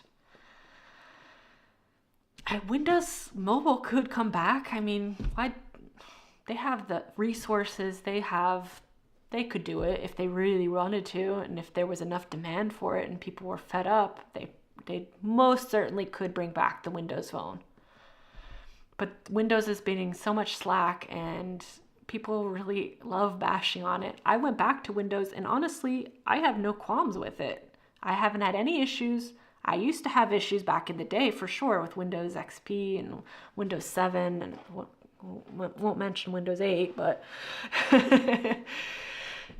Windows Vista. But nowadays, Windows 11, honestly, for what I need it for, what I use it for, it's been working perfectly fine. I haven't had any crashes. I haven't had the blue screen of death. Yes, the updates are annoying for sure, but it doesn't happen as often as it used to. It used to be every day. I remember with Windows 10, it was all the time an update. Windows 11, it's once every few months. Hey Laura, finally catching you while you're alive again. Yay! Welcome, Returning Retro. I think I've been live streaming for almost 2 hours. No, more than, almost 2 hours. Still going. Don't know how long the stream will be. It's going to get dark here soon. We don't talk about Windows 8. No, we don't talk about that. It didn't happen. Neither do Windows Vista. No, don't talk about that. I honestly, Windows gets a lot of crap for what it does. And honestly, I just want a computer that works, and it's been working fine. I use a ThinkPad now, and it's been fantastic. I've been able to do what I need to do, and that's all I ask for my computer. It doesn't need to be the coolest computer. It just needs to work, turn on, turn off, don't freeze. Have enough RAM to get through what I need to for editing. That's all I ask for. Will you post a stream schedule in your community section? I do need to make a streaming schedule. Generally, I do like to stick to streaming on Mondays. I need to put a schedule period is what I need to do. I've been posting on YouTube for a year now, and I've been trying to figure out what works best for the schedule. And I think I'm going to stick to streaming on Mondays, posting a video on Wednesdays and Fridays, kind of every other day. So that way there's always content going through. Tuesdays and Thursdays, I will leave that as maybe some short content if I have shorts or things like that. But yeah, I will definitely work on getting a schedule up there for streams and for video going up. So that way people can have an idea when to join the streams. I know it's really not good behavior to post a stream and then go right into a live, but sometimes it's hard with life as well. So I will really try to keep you guys posted on that. I'll put it in my comments, and I'll put it in the community tab as well. Have you tried any desktop versions of Linux? I have used Ubuntu in the past when I had Windows XP and I didn't like Windows XP. And I used it for my e-machine for my very small netbooks back in the day, but I haven't used it since. I was considering switching to Mint, but the only thing that keeps me from using Linux in particular nowadays is my editing software. I'm using DaVinci Resolve, the full paid version at that.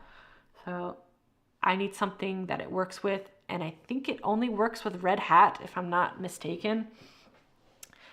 And I haven't taken the leap into just trying it. I have 2 ThinkPads, so I might try it on one ThinkPad to see if it works or how it's operating and how it's performing. If it's doing all right on one of them, then I can switch it to my main one. I do like Linux. I don't have any problems using it. I just haven't used it in a while, to be fair. And I really just get frustrated with things not working the way I want them to work for certain applications.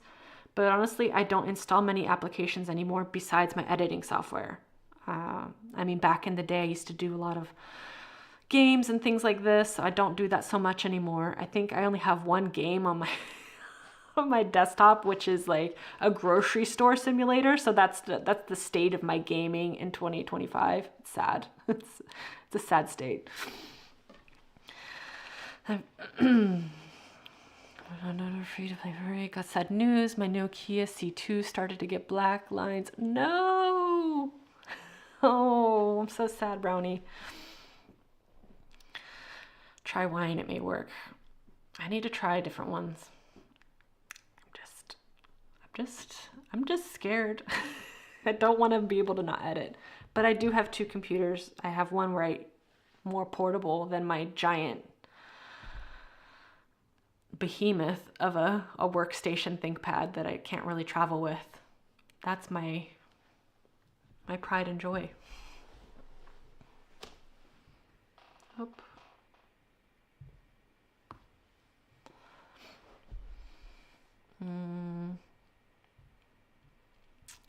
Other than that, I don't have many things free to play. I was lucky, had lots of phones. Found mine Alcatel 1B 2020, so maybe it's better.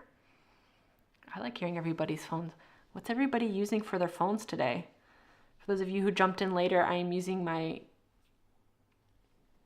TCL Nxtpaper. So as you can see, there's like a matte display.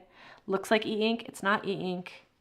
Has a normal refresh rate, but it has an e-ink appeal to it, I guess.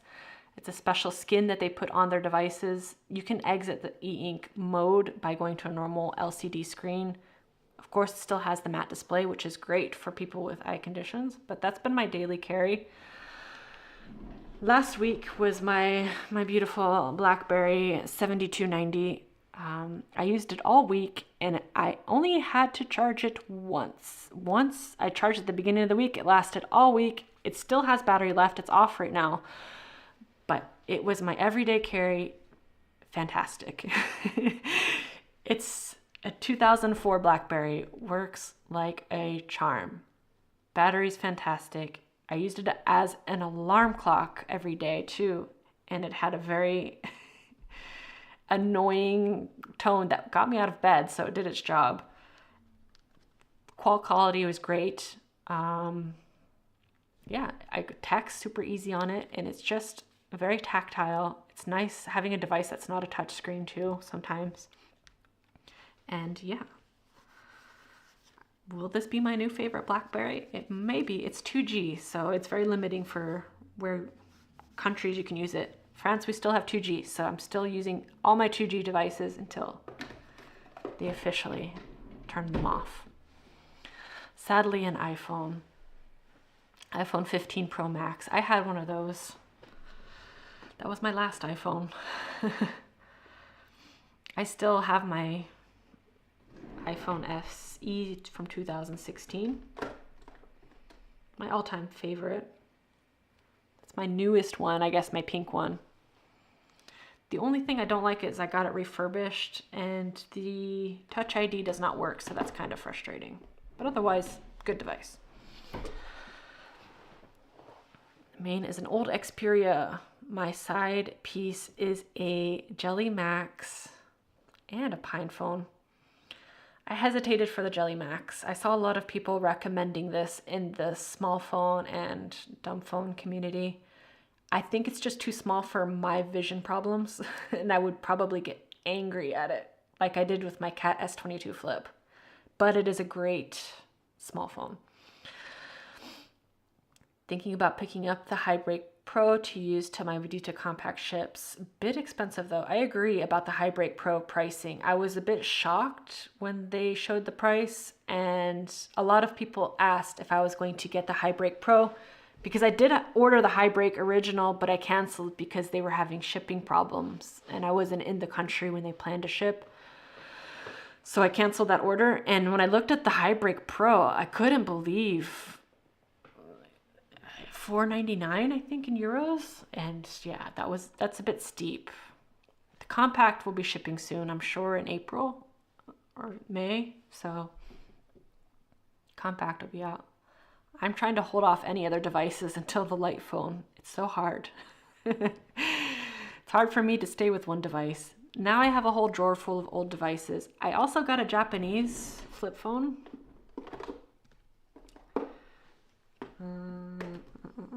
Kentai phone. I don't like it, so I haven't used it. As I really keep trying to give myself a chance to use a flip phone. I really want to use a flip phone. I think I have romanticized flip phones in my head from my Motorola Razr days. Every flip phone I get, I hate.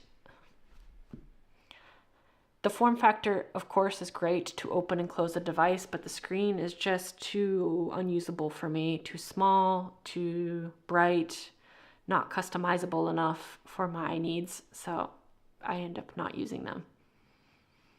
So I don't know what I'm going to do with that Japanese phone. I definitely spent too much on it. It was used, of course, but it's another device to my regret list. Again, another reason I de-googled my devices is to stop buying devices I don't need. What is the Pine phone? I didn't catch that one. Pine phone.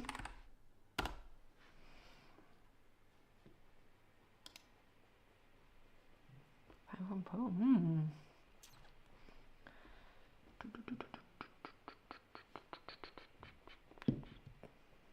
Interesting.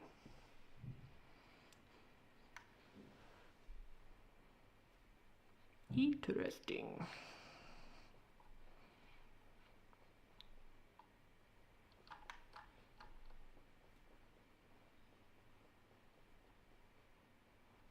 LCD panel. That's a good camera. Okay. Okay. Meet the fine phone of our flagship smartphones. Best way to experience Linux on a mobile device. Not bad. I'm gonna go to the European site. How much is it? Oh, look at the Pine Note.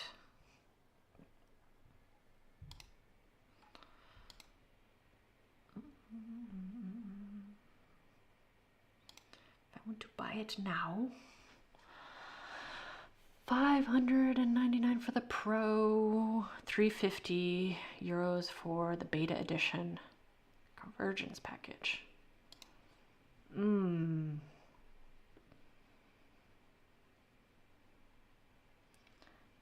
Body, display,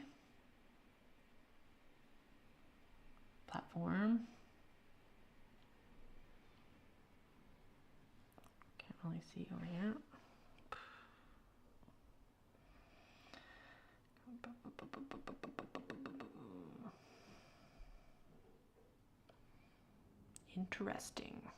Interesting. It's basically a Linux mobile development device. Most do not daily drive them because software is still very experimental. Yeah, I'm guessing if it's in the beta phase. Hope for the future, I'm hoping. But interesting. Do you ever own a Sidekick? I miss that phone so much. I never owned a Sidekick. I really wanted one though. They were so cool. The Pine phone is not for the faint of heart. Thanks for the warning. It looks like something that could be very cool. Hoping that it progresses a bit more. I don't think I could beta test anymore. Honestly, I've had really good beta testing experience so far with Sleek. It's been an excellent experience. Now it's in the pre-release phase. The phone is much better than it was. It has evolved from its original form and it's going in a great direction. But I don't know if I have the patience to beta test something willingly.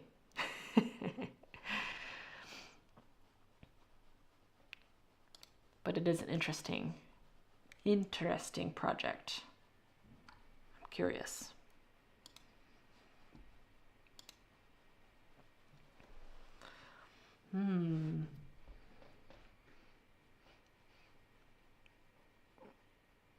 I was trying to think of the ultimate device. If I could make a device with all the components and all the hardware that I wanted, I still really enjoy iPhone or Apple hardware. So if I could have an Apple hardware, but not the software, just leave out the software, with a BlackBerry operating system, updated of course, and a matte paper-like display with a slide-out keyboard. I want all of those items together in one device. I wonder what it would look like. Up. Can you generate an iPhone device with BlackBerry OS, e-ink display, and a slide-out keyboard? Let's see if this AI can generate something interesting. I'm just curious.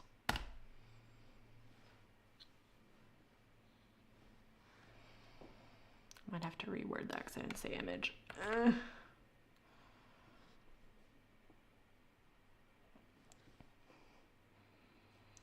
Working.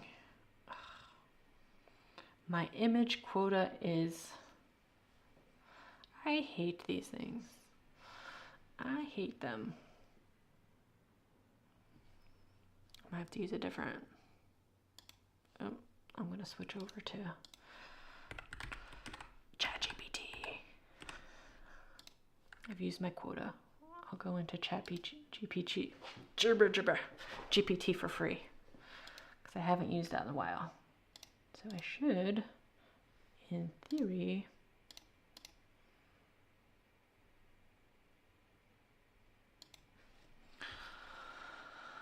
oh man, all the authentications through my new email now. Okay. 49.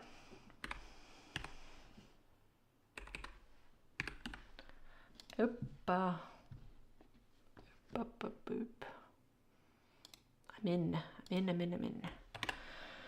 Generate in.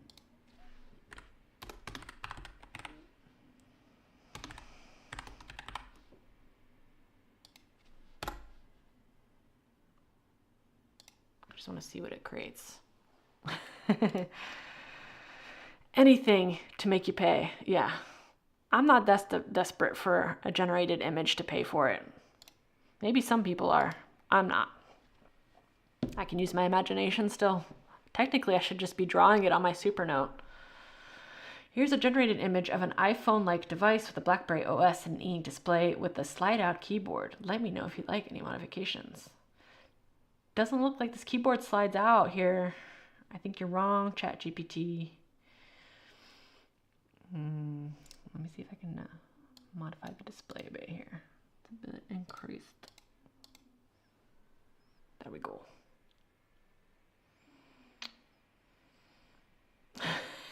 I like the smaller version. I want the smaller one.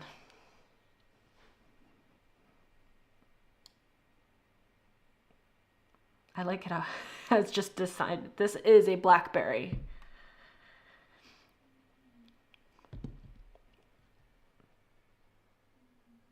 The one on the left looks very iPhone-esque, but the keyboard, very BlackBerry.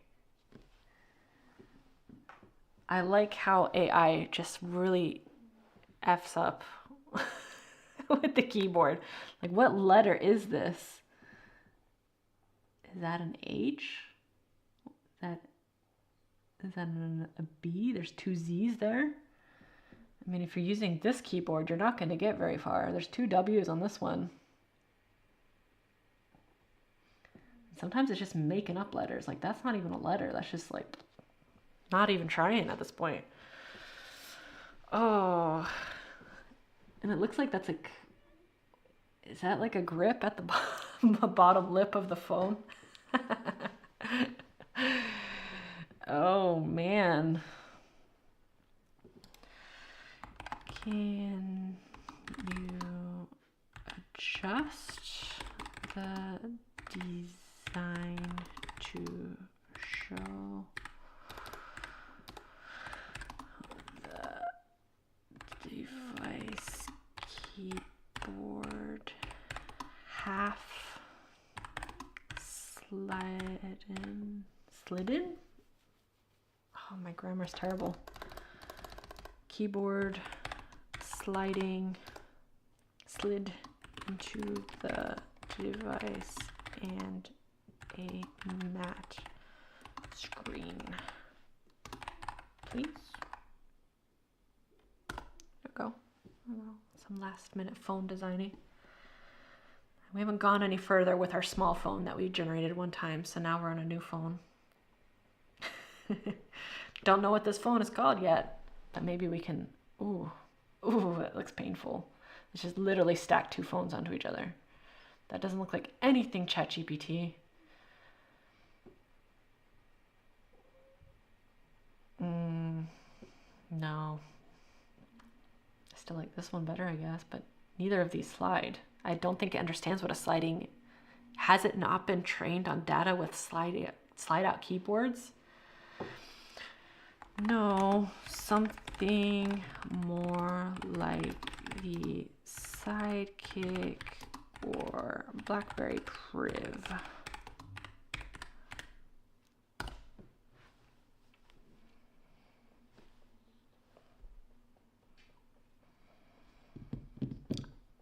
I wonder how far back they go with the internet data that they train some of these models on, because I feel like some of them don't have any of the basic knowledge.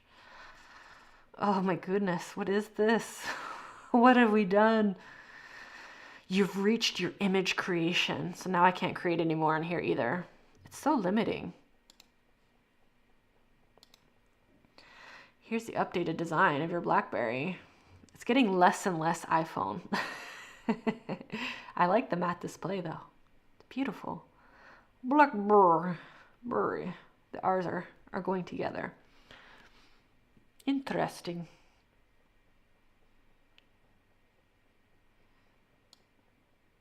It looks so thick. This thing is a brick.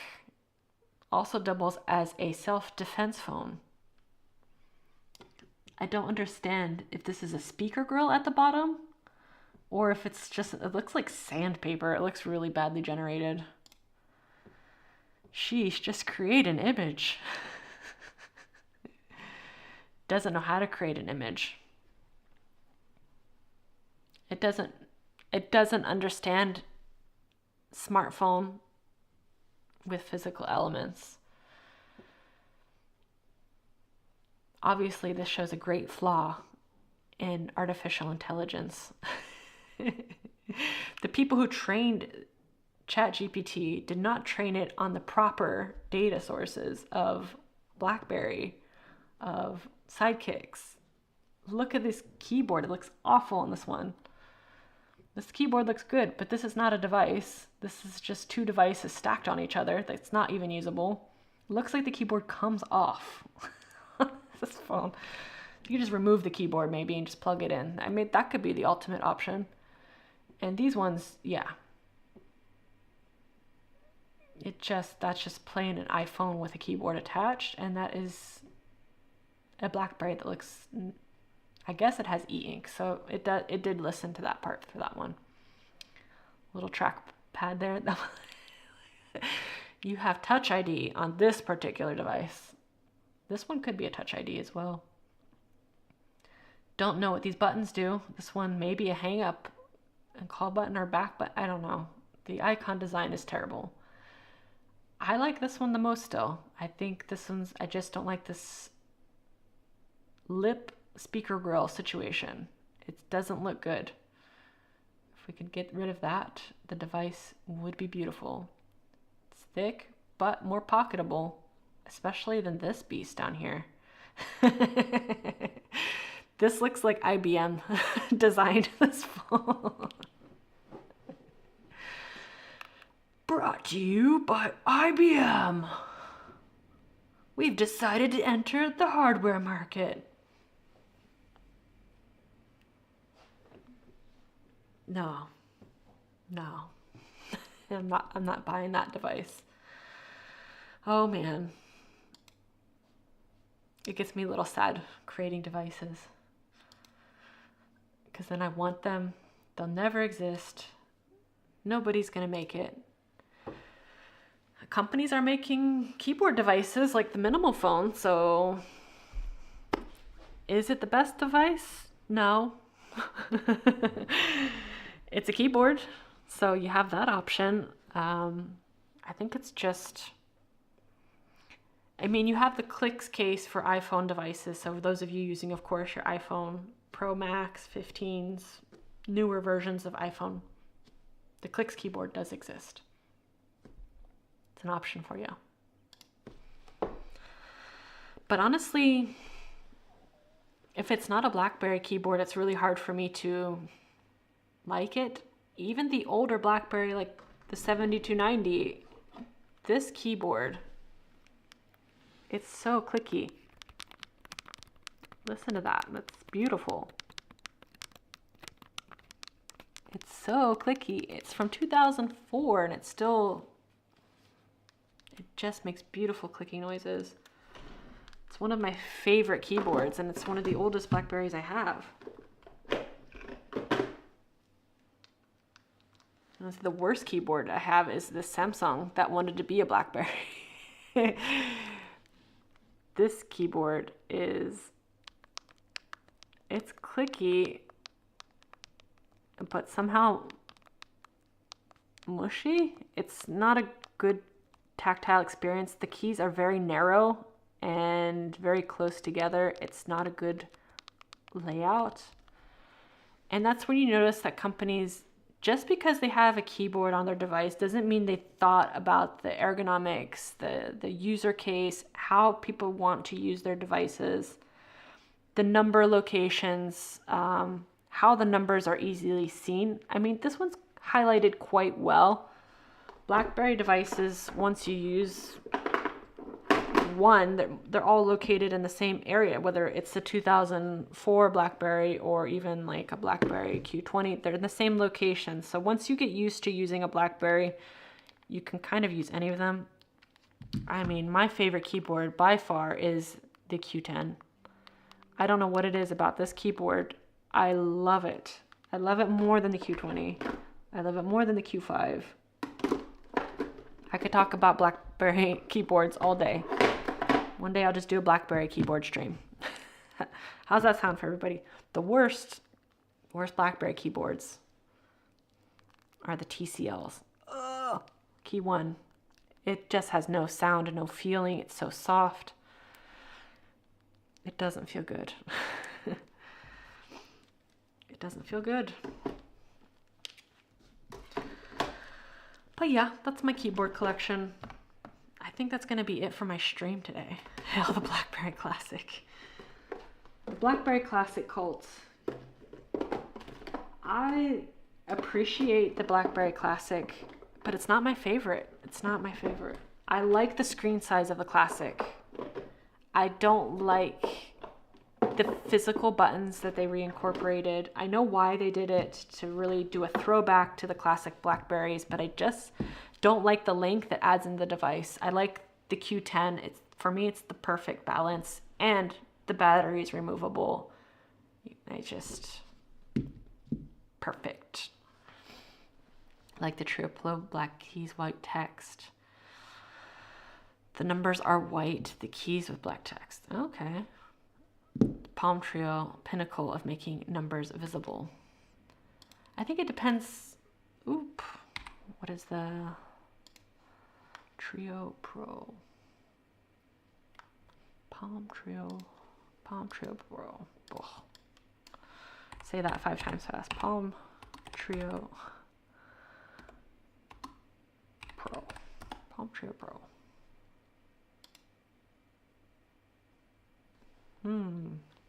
Those are quite visible.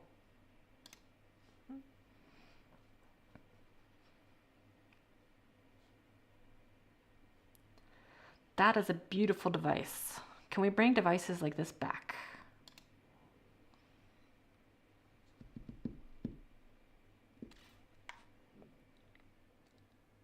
Like a straight up comparison here. Ooh, look at that image quality. Nice.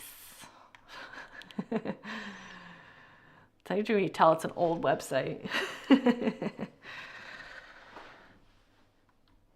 I really like the look of it. The palms are good. I never had one. Look how giant this guy's hand is with the device. Oh man, Phone Arena. This is great. The iPhone 3G. Look at that. Look at that curve back. BlackBerry was thick. The Palm Trio Pro. I don't know. I kind of like the Palm Trio more than the Palm Trio Pro. If I had to choose. Let me move myself out of the way over here. I'll move myself back up here. It's easier to see. Thank you for the stream. Look forward to seeing you Monday. Yeah, on that note, I think I'm going to end the stream on this happy, beautiful image of some lovely, long lost but not forgotten devices. One of these companies is still around, unfortunately. But maybe the rest could come back someday. I hope you all have a wonderful week. I will try to do the schedule again next Monday stream as well. Same time, same place. And thank you all for stopping by, sharing your comments, sharing your feedback. I learned a lot about cloud storage and can't wait to see you all soon. Bye.